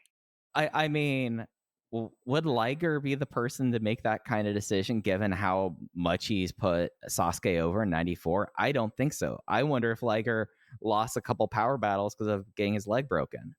You also have the aspect of, and this is where I wish I knew more about Onita and Sasuke's relationship at the end of 1994, because we know a lot about their relationship at the end of 1993, which is that they were tied at this point, but it is the independent junior heavyweight wrestling champion, which was bouncing around FMW and Michinoku Pro and some of your lower tier indies at this point. And it would also make sense, just from the way that wrestling logic is, that if you're going to win the IWGP Junior Heavyweight Championship at the Tokyo Dome, you should probably drop the independent junior heavyweight wrestling championship that you've been dragging around to FMW shows. Oh, no, absolutely so. And I mean, then that belt basically, it doesn't go back onto a Michinoku guy until 1996. Yeah, that's really It interesting. gets forgotten about midway through 1995 until they give it back to Koji Nakagawa to end out the year. This is the end of 94? Oh, no, 95 with his belt. Oh, I gotcha. So, like, yeah. And it's not even a Michinoku FMW show that Sasuke loses it on. This is a FMW versus Wing Alliance Full War Nagoya show. Like, he literally just came in there to do business. That's fascinating. That is a really interesting sliding doors moment in Michinoku Pro history. So that is Liger at the Dome. We will talk more about Liger in the Dome for another show, the next episode. I do want to mention from the UWA section, again, this is the January 16th, 95 Observer. Dave writes that Sato Shiryu and Masato Yakashiji from Michinoku Pro are headed in, since Michinoku Pro won't be running much due to winter snow blocking the roads in the northeastern part of Japan, which is their base. Also in is Pirato Morgan from EMLL. Morgan had been disciplined so often by EMLL with over no shows that he quit the office and came here. And then both Kanik and Negro Navarro have publicly talked about retiring because business is so bad, but they both said they'd give it another year before making that decision. I note this here because Cage Match, at the very least, has no record of Sato, Shiryu, and Yakashiji working any shows in the UWA in early 1995, but I have no reason to believe that this is not true. Yeah, especially given where UWA was at that time. UWA doesn't make 1996. Mm-hmm. Yes. Like, so we're unfortunately there's just a glut of Dick Togo hanging out in Mexico under the name Sato, and we just don't have any of that footage, which is devastating. And also Yakashiji at this time, I would really like to see some of that, but we don't have it. No, sadly, that is not the case. But what happens instead of that case? We are going to have a interesting new relationship pop up for Michinoku Pro. Yeah, so as Dave notes, Michinoku Pro, as they would always do, they would run typically one show in January, which they did January 11th in Sapporo for a claimed 5,200 in attendance for a show that featured the semi-main event of Yoshiaki Fujiwara beating Soshi Funaki, then a main event of Super Delfin, Taka Michinoku, and Grand Nanawa beating Great Sasuke, Sato, and Shiryu in a six-man tag.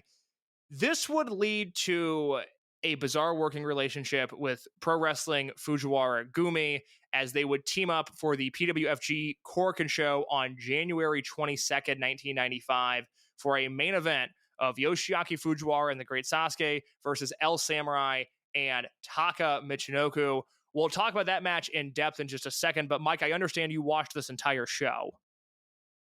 Well, it wasn't only an hour of champ form case. So if I was already going to be eating up 20 minutes of it, I was going to check out the rest of it. And I just gotta say, it is not the. Whereas FMW, you could see like how the relationship kind of works for some of these people and how it kind of works. The most fun thing on the clip stuff was Shinjiro Otani versus Shoichi Funaki. The first time I think Funaki I've seen him make tape in '95, and it's Otani basically just destroying the guy. The rest of it, Don Arakawa and Wellington Wilkins Jr. have to do a tag match with Subo Genjin and Yone Genjin. Now the Genjins are a double act, just what we need. Early Minoru Tanaka, which I'm a big fan of, and then they had Hoshikawa with Ishikawa versus Daisuke Ikeda and Hanzo Nakajima, which that was just kind of the I get the style shoe style and all of this, but that just was a match that was designed just to make me furious. But yeah, no, they had a claimed sellout here for the Hatsuyume special battle with that main event of Great Sasuke and Yoshiaki Fujiwara versus El Samurai and Taka Michinoku case. So this relationship, and why it might not make as much sense as the FMW relationship did, this relationship benefits one person, and that person is Taka Michinoku, because Taka works this show and then I think works every PWFG show for the rest of the year. Yeah, he works every PWFG show for the rest of the year, or all but one of them maybe. And this is when you start to see Taka branch out away from Michinoku Pro a little bit. Obviously, that's still his home base. That's where he's doing the bulk of his work. But in 1995, you see him pop up more here. And then as you get into 96, then he starts going to Battle Arts more often once Pro Wrestling Fujiwara Gumi fades, because 1995 is the last year that they're in history. I think they run 9 or 10 shows, and then they run one show in 96 and then a Dick Murdoch memorial show later in the year that I don't think was originally planned. But outside of that, we're talking about the dying days of a shoot style promotion. What do they do to draw money? They bring in Sasuke and Taka Michinoku, and they fill Corcoran Hall for a match that I really like. Yeah, whereas it felt like that you were kind of shoving some parts of Michinoku Pro, like Nahiro Hoshikawa is a different kind of cat compared to the rest of the promotion. He makes sense kind of here, and it just, for me, just was just more of what I'm not interested in this style.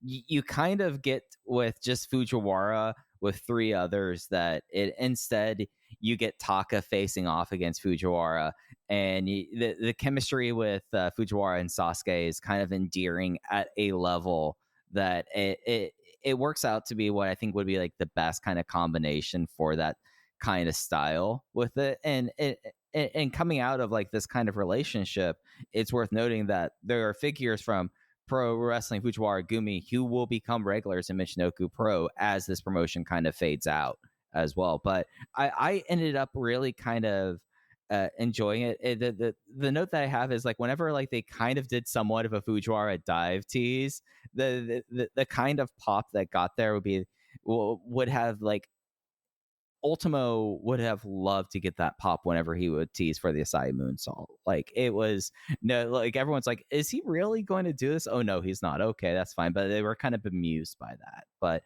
I thought this was one of my better or one of the better nights for El Samurai for me, at least of this project as well.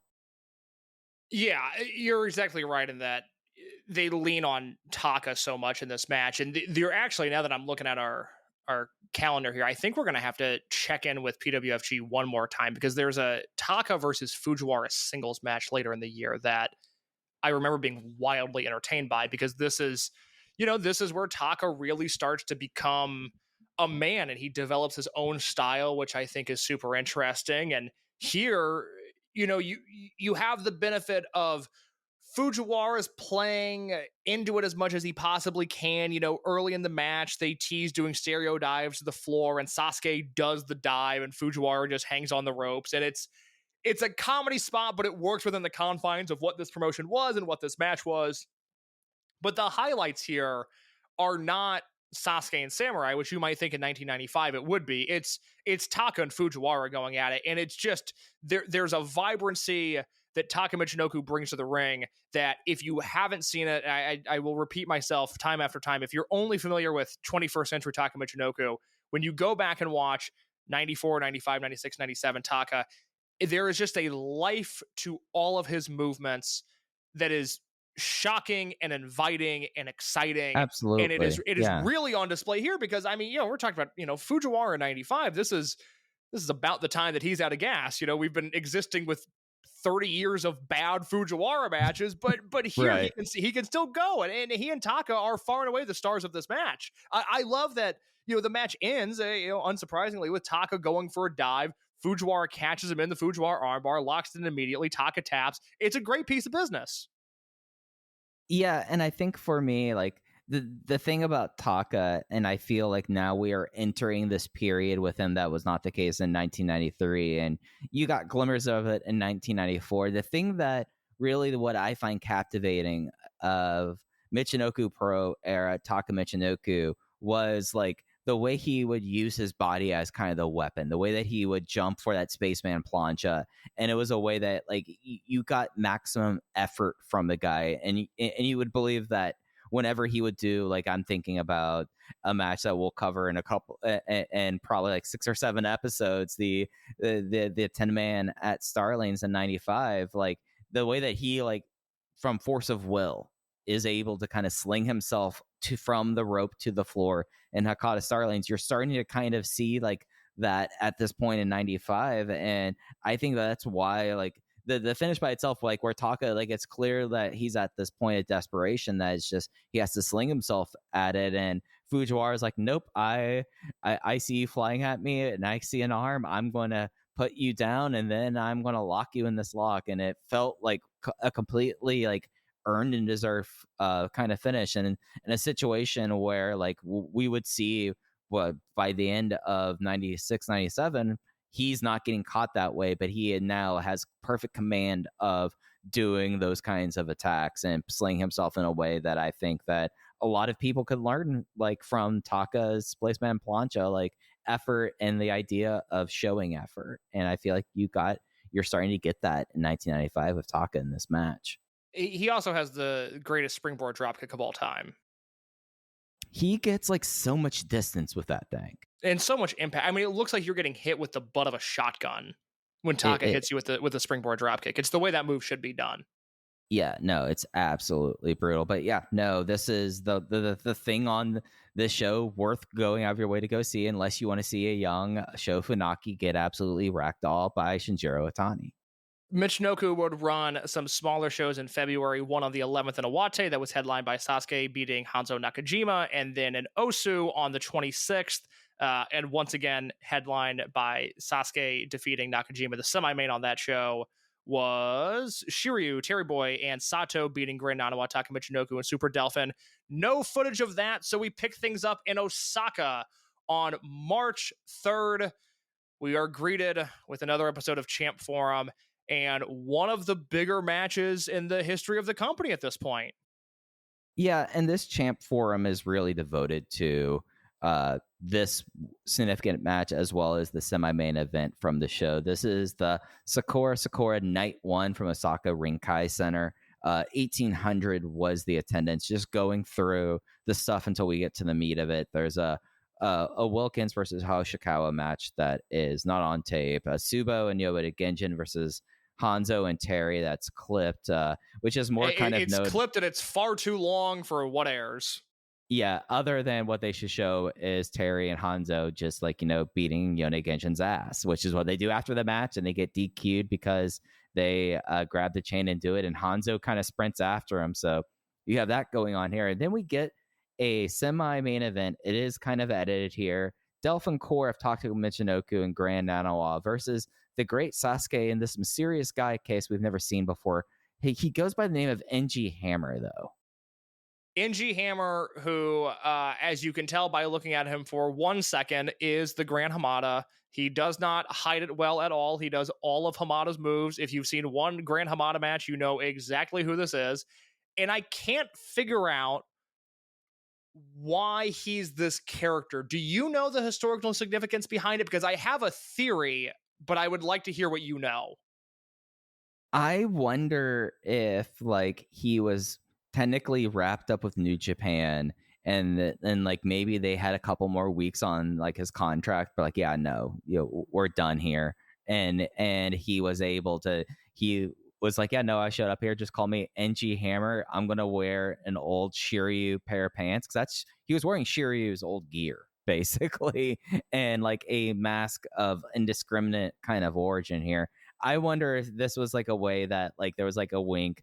Okay, you can go work here, but you can't work as yourself yet. Basically, It's a theory that I like, but he's in New Japan through the end of ’95, so it's a bizarre thing where he is working. And he only works NG Hammer like through Fukaman, right? So this was going to be my thing. My theory was, oh, they were going to have him work in the Masked Man League, and they were creating this character to give that tournament some sort of, legitimacy. But he's not in the Masked Man League. He only works NG Hammer twice, this show and then the next night in Kyoto. And then when he shows up in October, he's Gran Hamada again. So I don't know the story behind this character at all. Man, yeah, I would love to know why he was NG Hammer, because if you say it fast enough, NG Hammer kind of sounds like Hamada. So like so it was very clear to everyone what was going on here. It looks like, because the Masked Man League is in August, and it looks like he's hanging out in Mexico in August. He has one match on record: Fishman MS Uno Negro Navarro versus Aero Flash Kanik and Hamada from a CMLL UWA show on August 18th of 1995. That headlines for an estimated 2,000 in attendance. But yeah, I had that thought of like, oh, maybe I just don't remember Hamada being in the Masked League. I bet this is how they set it up. No, he just is NG Hammer on this show, the next show, and then they move on with life. But it's nice to see him here. It was like such a smooth performance, and he's incredible. He's absolutely phenomenal in this match. And for someone like Nanawa, who is never the smoothest guy, like getting to see him already start to work with him was kind of nice to see, like with like that. And I think like working with Hamada kind of also cleaned up Sasuke a little bit, because I think this was one of like the cleanest series of dives that he maybe has had in his career. Like everything landed flush, or he landed on his feet during this match, which is a very rare thing to say about the guy. It's a nice match. We get about half of it. I would have liked to have seen what the full context of this match would have looked like. 20-minute runtime. In actuality, again, we get about 10 of it. So by the time we jump into things, that's when the match starts really picking up. And I had a little bit of a hard time picking up the pacing and getting into the flow of what was happening here. But that's not to say the work wasn't good. The work was good. We're just missing the first half of the match. So I don't know how things escalated to where they got. But it was a Hamada match on tape. I'll take it as a win. Absolutely. And then we had the latest in the feud between Super Delfin and SATO. Last year, Super Delfin took both SATO's mask and hair, but we are going into Osaka, and SATO is going for the belt. As for the UWF Super Welterweight Championship, Super Delfin versus SATO. Super Delfin has a model that he comes out with. SATO just has gray sweatsuit Terry Boy. But Delfin has a crazy pair of braids. And we have what I think, like, as we've gone through the show, like the most enduring series and feuds that we've seen have been SATO versus Super Delfin. And we have another match that was as transformative, but in its own way, kind of shocking, but completely within the canon of this legendary feud to headline in Super Delfin's hometown. The finish is a rebound power slam after Terry Boy clocks Super Delfin with referee distracted. SATO wins the UWF Super Welterweight title in Super Delfin's hometown, and the crowd is shocked and booing. And I was really hoping that I thought I saw something get thrown into the ring, and it turned out it wasn't. But it was a completely shocked crowd at the end of Osaka in another match in this legendary feud. And there's greater historical significance here with it being the UWF Super Welterweight title, which is something that Delfin won on November 20th, 1992, and had held the belt up to this point. And it's something that is far more popular in Hamada's Universal than it is in Michinoku Pro. Up to this point, he had a defense against Pileto Suicida in September of 1993. That we might have reviewed that. I don't remember if that match made tape or not. And then I think it did, or I feel like like that sounds yeah. familiar. I feel like we saw that. And then El Oriental in October of 1993, and then Shiryu in March of 1994. So it's been a full year since he had defended this title in Michinoku Pro by this point. But this is how Delfin truly becomes the Delfin character in Hamada's Universal, which is why he feels, we talked about this in 1993, when Michinoku Pro starts and Delfin's the top heel, Delfin is a fully formed act, just continuing where he left off in Hamada's promotion, because, under this title run, he's got title defenses against Robin Hood. He's got a title defense against Sasuke. He has 2 matches with Black Man, a mask versus mask match, and then a title versus title match in which he wins both of them. And those are outstanding. There's a Delfin versus Sato match from Universal. There's a handheld of that. Is actually, it's a bummer. It's a disappointing match. I was hoping when I came across that last year that it was going to be some hidden gem, but it really wasn't. And then if you remember, Mike, we talked about this on one of our first episodes. There's a Delfin versus Sasuke UWF Super Welterweight title match in Hakata Star Lanes that ends by countout. So Sasuke wins, but Delfin keeps the belt. And Dave does a big write-up at the time about the changing Japanese wrestling industry and how this crew has all these new ideas, and you would have never seen this 5 years ago. And that is under the guise of the super welterweight title, which Sato then wins here. So not only does Sato finally beat Delfin after losing time and time again, but he also wins this title from him, and he does it by cheating in dramatic fashion. In a match where it is incredibly clean up until that moment. Like for the rest of the match, it's completely worked catch as catch can, and it's almost a little bit kind of shocking seeing how Kai and Tai, at least leading up to this point, how those matches have kind of gone. For a 20-minute match, it only really kind of you see the Rudo side of Sato pop up in minute 18 of it. So I think that for Delfin, this is probably like one of like the first real times throughout this promotion that, like, other than the Mockland match with Sasuke beating him, like this is the first major loss of Delfin's kind of Michinoku Pro career. Oh my god, yeah, absolutely. I mean, it's the Sasuke match in '93, and then this. Yeah, and it's done in a way where scorecards would have it this like going like every single round to Sato in this, and you only had like little moments of Delfin getting in control in the hometown, and it's playing the crowd so well, I feel like, because it's like the exact moments where it feels like, okay, Delfin's trying to go for the spinning DDT, or Delfin, it seems like Delfin is able to kind of take him he's able to sling him into the ropes. Like Sato throws his body around for those moments where Delfin's in control, but in reality, it's a match where Delfin sells 85% of it. He has his few moments, and Kai Tai looms, and finally at the right moment they take advantage of it, and it leaves this Osaka crowd completely shocked. There's so much good stuff in this match. There's a Delfin combo in which he hits Sato with a monkey flip. Sato pops up, hits him with a drop kick, sends him to the floor. From there, Delfin hits him with a drop kick and sends Sato to the floor. That stuff is so good. Sato spends a lot of this match working Delfin's leg. I think he does it in a super compelling way. A lot of it is just grinding that leg against the bottom rope, but I really like the way that he approached that. There's a point at which Sato hits an utterly disgusting powerbomb on Delfin. It makes me wonder why that wasn't Dick Togo's finish for his entire career, because he has a better powerbomb than most wrestlers that throw one. And then Delfin's comeback is stellar. There's a point where Sato goes for the senton off the top rope, and he misses, and whenever he misses that spot, I just think about how insane that bump is, because he goes so high in the air and then just lands doing a flat back on the canvas, which seems so uncomfortable. Delfin's comeback is great, and then right when you think Delfin has him figured out again, that's when the interference comes into play. And so not only do I love this match, I think it's a 4-star match. But Mike, if you don't have anything else to add on the match, and if you do, please let me know. But the post-match, I also found to be incredible. This is, Michinoku Pro, especially in the way that we're consuming it through, Gaiora chant form, and then later we'll get to the Samurai TV, Lucha TV stuff. But it's not a giant production. We have the studio wrestling they do in 1993 that they try and then quickly abandon. But at no point during this podcast or during these podcasts have I ever really expected to talk about the production work of Michinoku Pro.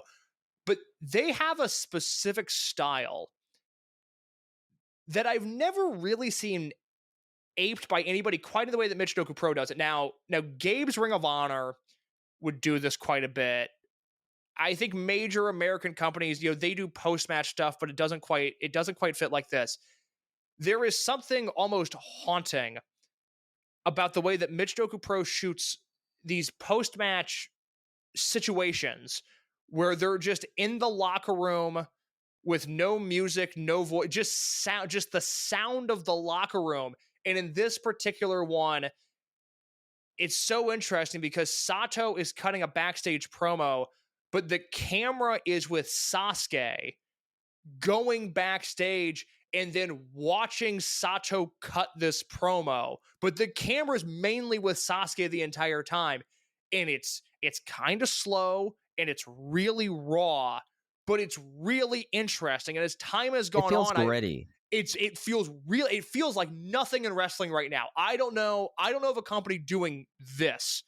And it's something that they've done since the beginning that I almost have to go through now. I almost have to go through like another chant forum covering a different episode with another promotion just to see if it's the Gaiora production people that are doing this specific thing or if it's a Michinoku call. But as we've, especially in these Delfin Sato matches, you can almost track this shot from the 2 matches in 93, the one in 94, and then this one, where after each one, there's just this camera sitting backstage in this really unique way. And this might be my favorite one so far. The way they shot this really adds to the overall production of this match.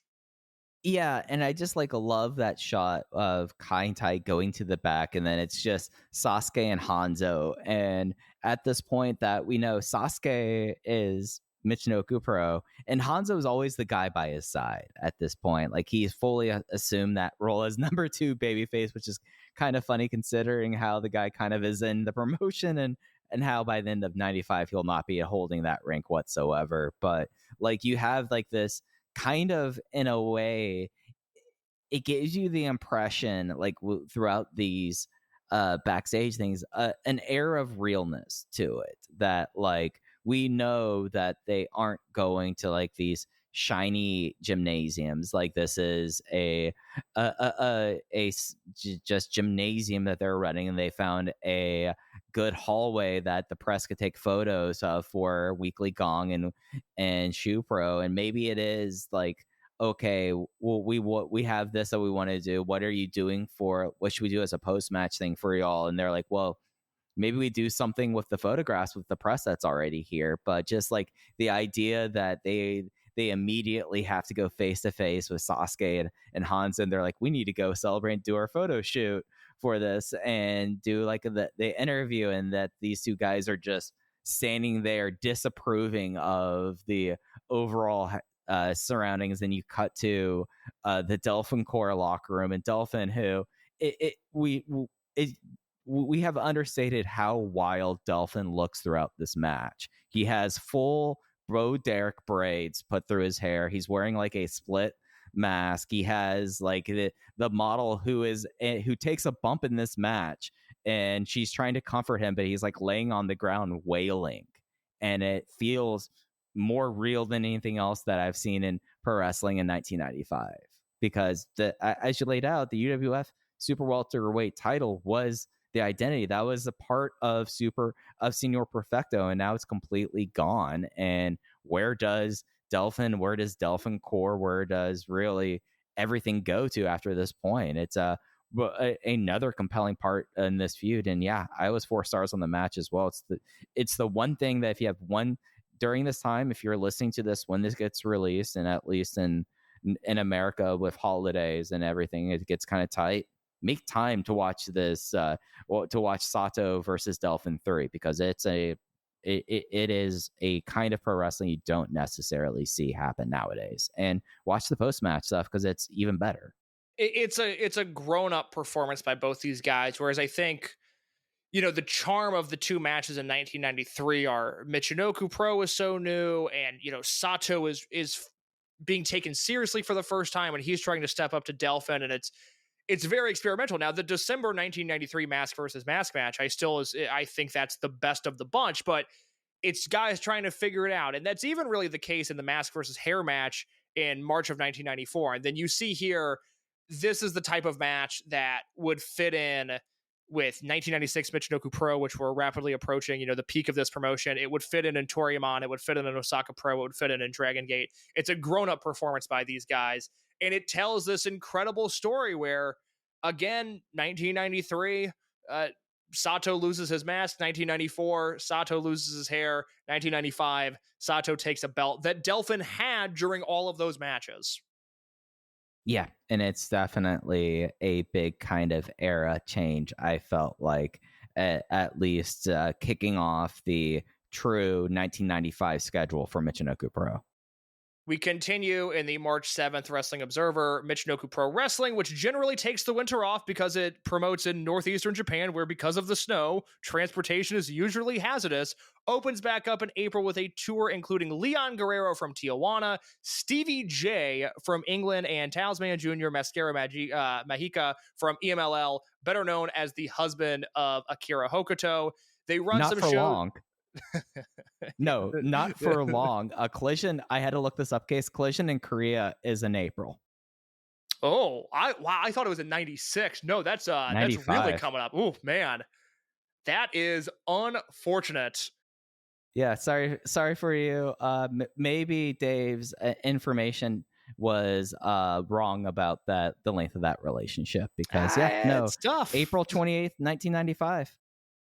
That is unfortunate for him, but that does take us to our final show for this episode, March 25th in Sendai. We have another champion forum, and Mike, we have a new addition to the Michinoku Pro roster. Yeah, that's right. So this is actually don't sound too excited. So this is from a Sendai double shot from the Zumi Marine Center from March 24th and 25th. Two matches from the 24th are on this champ forum. The tour is called Second Anniversary Series Lucha Baka Diary 1995. They sell a combined 1,100 tickets for between the two nights. And we go to night one, the main event, as the great Sasuke faces off against Stevie J in a mercifully clipped match where Sasuke converts a crossbody to slam and immediately pin Stevie J in a match that I had to go and see if there was anything said about something being broken down to a shoot, because this felt kind of like a match that broke down, and Sasuke decided, well, I'm done here. I'm done with this show, and we're going home now. It is a mess of a match. I don't know anything about Stevie J, and I looked all day trying to find stuff on him. Even when Michinoku Pro does their England tour in early 1996, I don't know if he's on those cards because I'm only looking at the TV listing, or the commercial DVD listing, rather, but he does not make the commercial DVD. And I know Danny Collins comes in very shortly after this, and he sort of becomes the Brit that they turn to. Just looking at the TV listings that I have and the DVD listings that I have, this might be the only Stevie J appearance we get. I know nothing about this man, but he did not make a great impression on me, and it does not seem like he made a great impression on the great Sasuke either. Yeah, this was just like, at a certain point, like, we're used to Michinoku Pro basically having like a 12 wrestler roster. Like, we've essentially seen, I'm looking at this card that was the Osaka show, and other than Hamada being added in here, it's the same combinations and different pairs that we've seen virtually since 1993.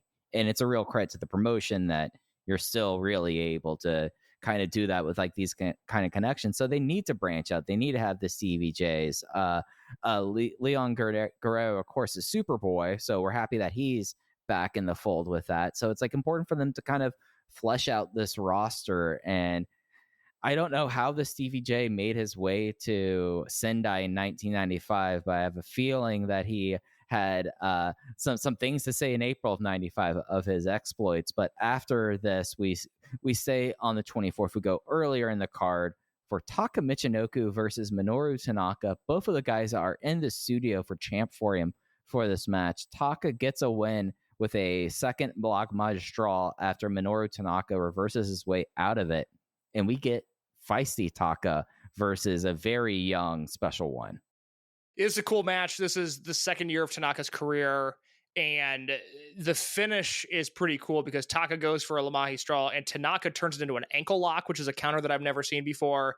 And then second time around, dragon suplex from Taka into the Lamahi straw. It's a short match. We might get this thing at full because it's so short. I think it's like a 7-minute match in total, but it's we get it in full because they have their because they do the ring calls for them. That's right. So it's a very cool match. I'm glad this made tape, and I don't know off the top of my head how much more Minoru Tanaka we get, but I hope there's more because this is a very fun period of Taka. It doesn't look like he doesn't show up again until later. That's a bummer.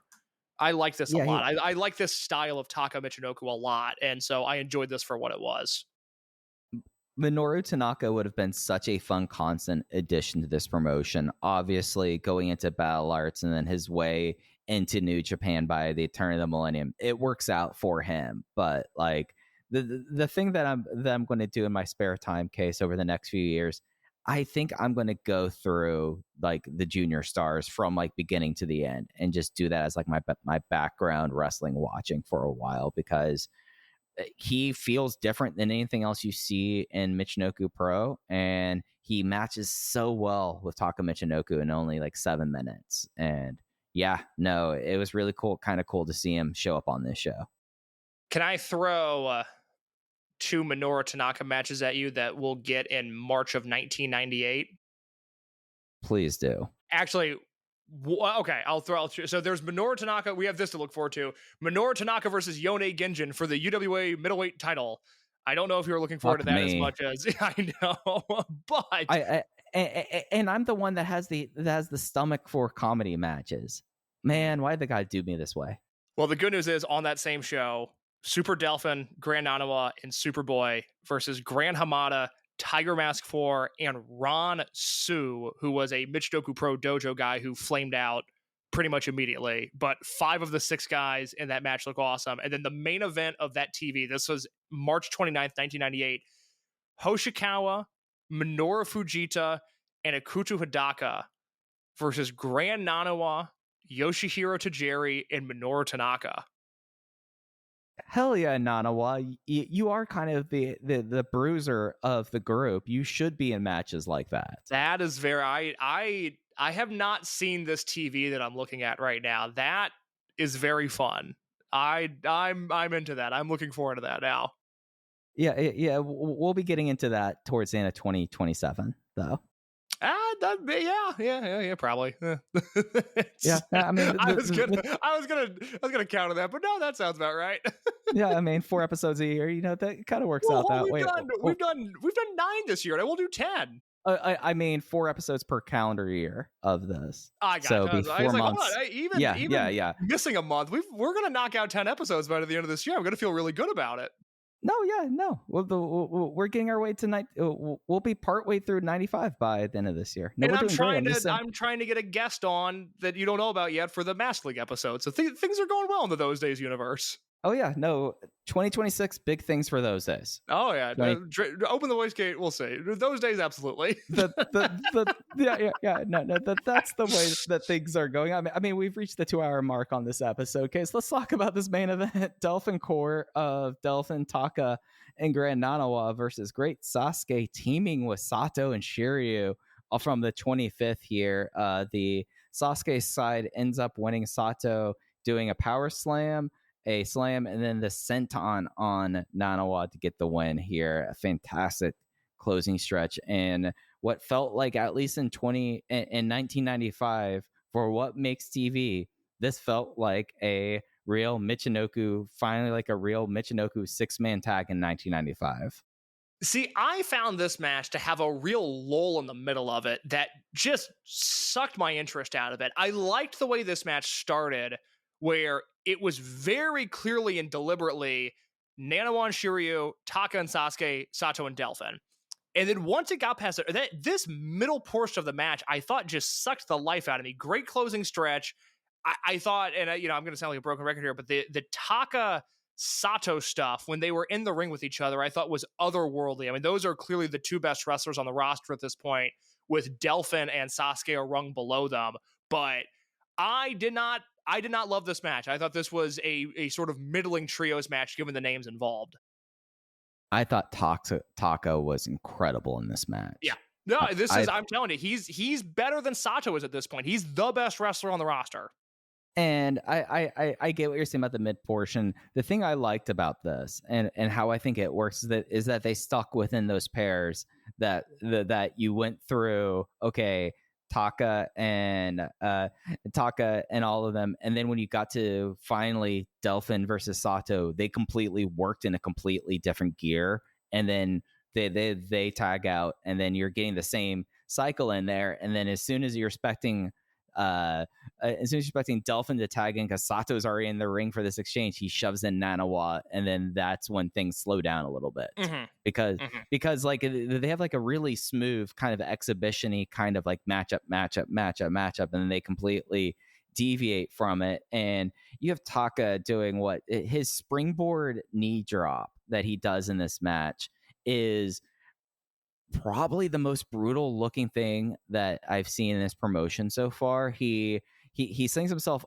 over to the apron, then jumps up and goes clear across the ring. Like I know that Rob Van Dam does this 4 years later, but I think Taka has the ability at this point to be able to do the Van Terminator if he wanted to at this point, going coast to coast, because the top knee drop that he does, absolutely brutal with it. His stuff with Sato is really kind of there. It is nice to see. I think one of the things that you have in this match that might kick it down that level, this is a Delfin character match and not Delfin kind of working. Delfin's more concerned with like hiding behind children than actually fighting in this match. And as someone who has a big appetite for Delfin and his histrionics, I like it, but if you're wanting like a true blue like work rate 6-man tag, I see how that kind of drops there. Did you notice during like the first exchanges when like Sasuke has the first chance that he was going to try to do a tope on Taka, that Delfin just slides across the apron right as he's running and it stops him dead in his tracks? Yeah, it's excellent stuff. Why does not more people do that? Case, why do people not stop people from jumping outside the ring by just getting in their way? That's a great question. That sort of falls under the Eddie Guerrero podcast Al and I just did, where you should watch wrestling and go, why are more people doing that now? Yeah. Because Delfin, like, it's the perfect chicken shit thing for him to do. It's like, you're not going to run at me now, so you're stopping now. And he just had like the great Delfin grin after that. And I'm like, man, Delfin, you're not taking out a second gear in this match, but you're still doing things that make me smile. Absolutely. No, it's a lower tier trios match, but still the spirit of that is there, and there's still some good stuff involved. So that closes out that episode of TV.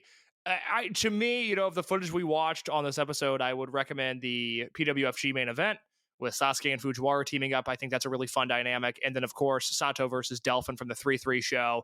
The 325 Michinoku Pro show with the 326 main event is one of the harder to find TVs out there, to not circulate well. And I understand why, because I really don't think there's anything essential from that TV. Unless you want to see a time where Sasuke is already showing Sasuke personality in 1995. Mm-hmm. Because let me tell you, this is not the first time that he's done that. And this will not be the last time that Sasuke gets himself into a match with someone that he's not worked with before, decided, I don't like doing this. Let's go home here. Let's go home, indeed. That takes us to the end of episode 9 of Those Days. The next time we talk, we will be covering Michinoku Pro's involvement in the Bridge of Dreams show at the Tokyo Dome. We will progress through May and June of 1995 in Michinoku Pro. And Mike, we will finally see the great Sasuke go to Mexico. We have footage of Sasuke and CMLL. We will talk about the match and the extensive write-up Dave does in The Observer about it the next time we talk on those days. Case, for 9 episodes, you've been promised me Sasuke in Mexico. They've been trying to get Sasuke in Mexico for so long. He was going to be in EMLL. He was going to be in AAA. He was going to be on the US AAA shows. No, he's not. No, he's going to have a feud with Fuerza Guerrera. He winds up in CMLL in 1995, and we will talk about it. I can't wait. Yeah, I am so stoked for us to get to that point. Before we get out of here, you could follow us on social media at Open VoiceGate. That has all of our posts for the Those Day show, as well as Open the VoiceGate. Case is at _ in your case on Twitter.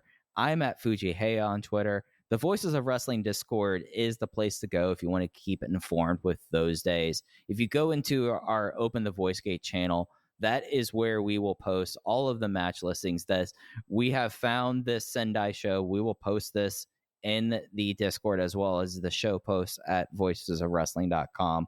But whenever we do those days, we announce when we're going to have it there, as well as our pin post that has all of our evergreen historical content of those days series, as well as our Dragon System related content, including the entirety of the Dragon Gate USA series. As well, there is a Dragon Gate channel on the Voices of Wrestling Discord.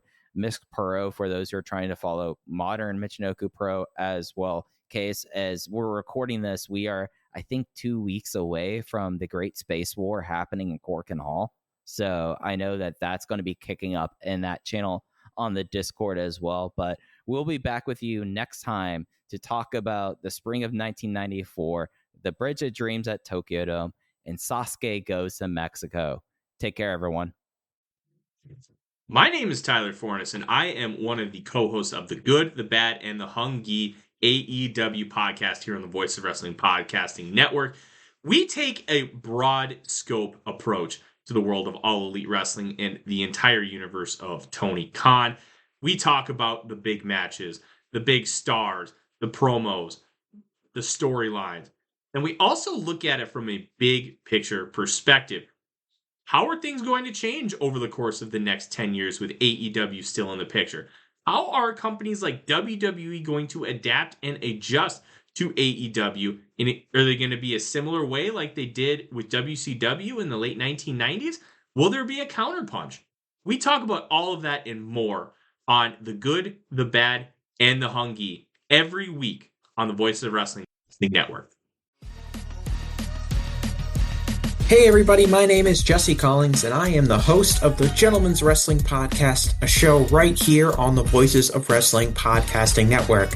On the Gentleman's Wrestling Podcast, we take a deep look at individual issues and stories that are going on in the wrestling world. Each episode is about a different topic, and we take a thorough and educated look at things ranging from current booking trends to breakdowns on individual performers and angles to investigations into different fan cultures across the industry. In addition, we keep a close eye on the wrestling media, and as a professional journalist, I bring a unique perspective to how current issues in wrestling are being covered and discussed through the wrestling media. We have a revolving series of guests from across wrestling punditry joining us on each episode, and we hope that you make the choice to give us a listen on wherever you get your podcast from.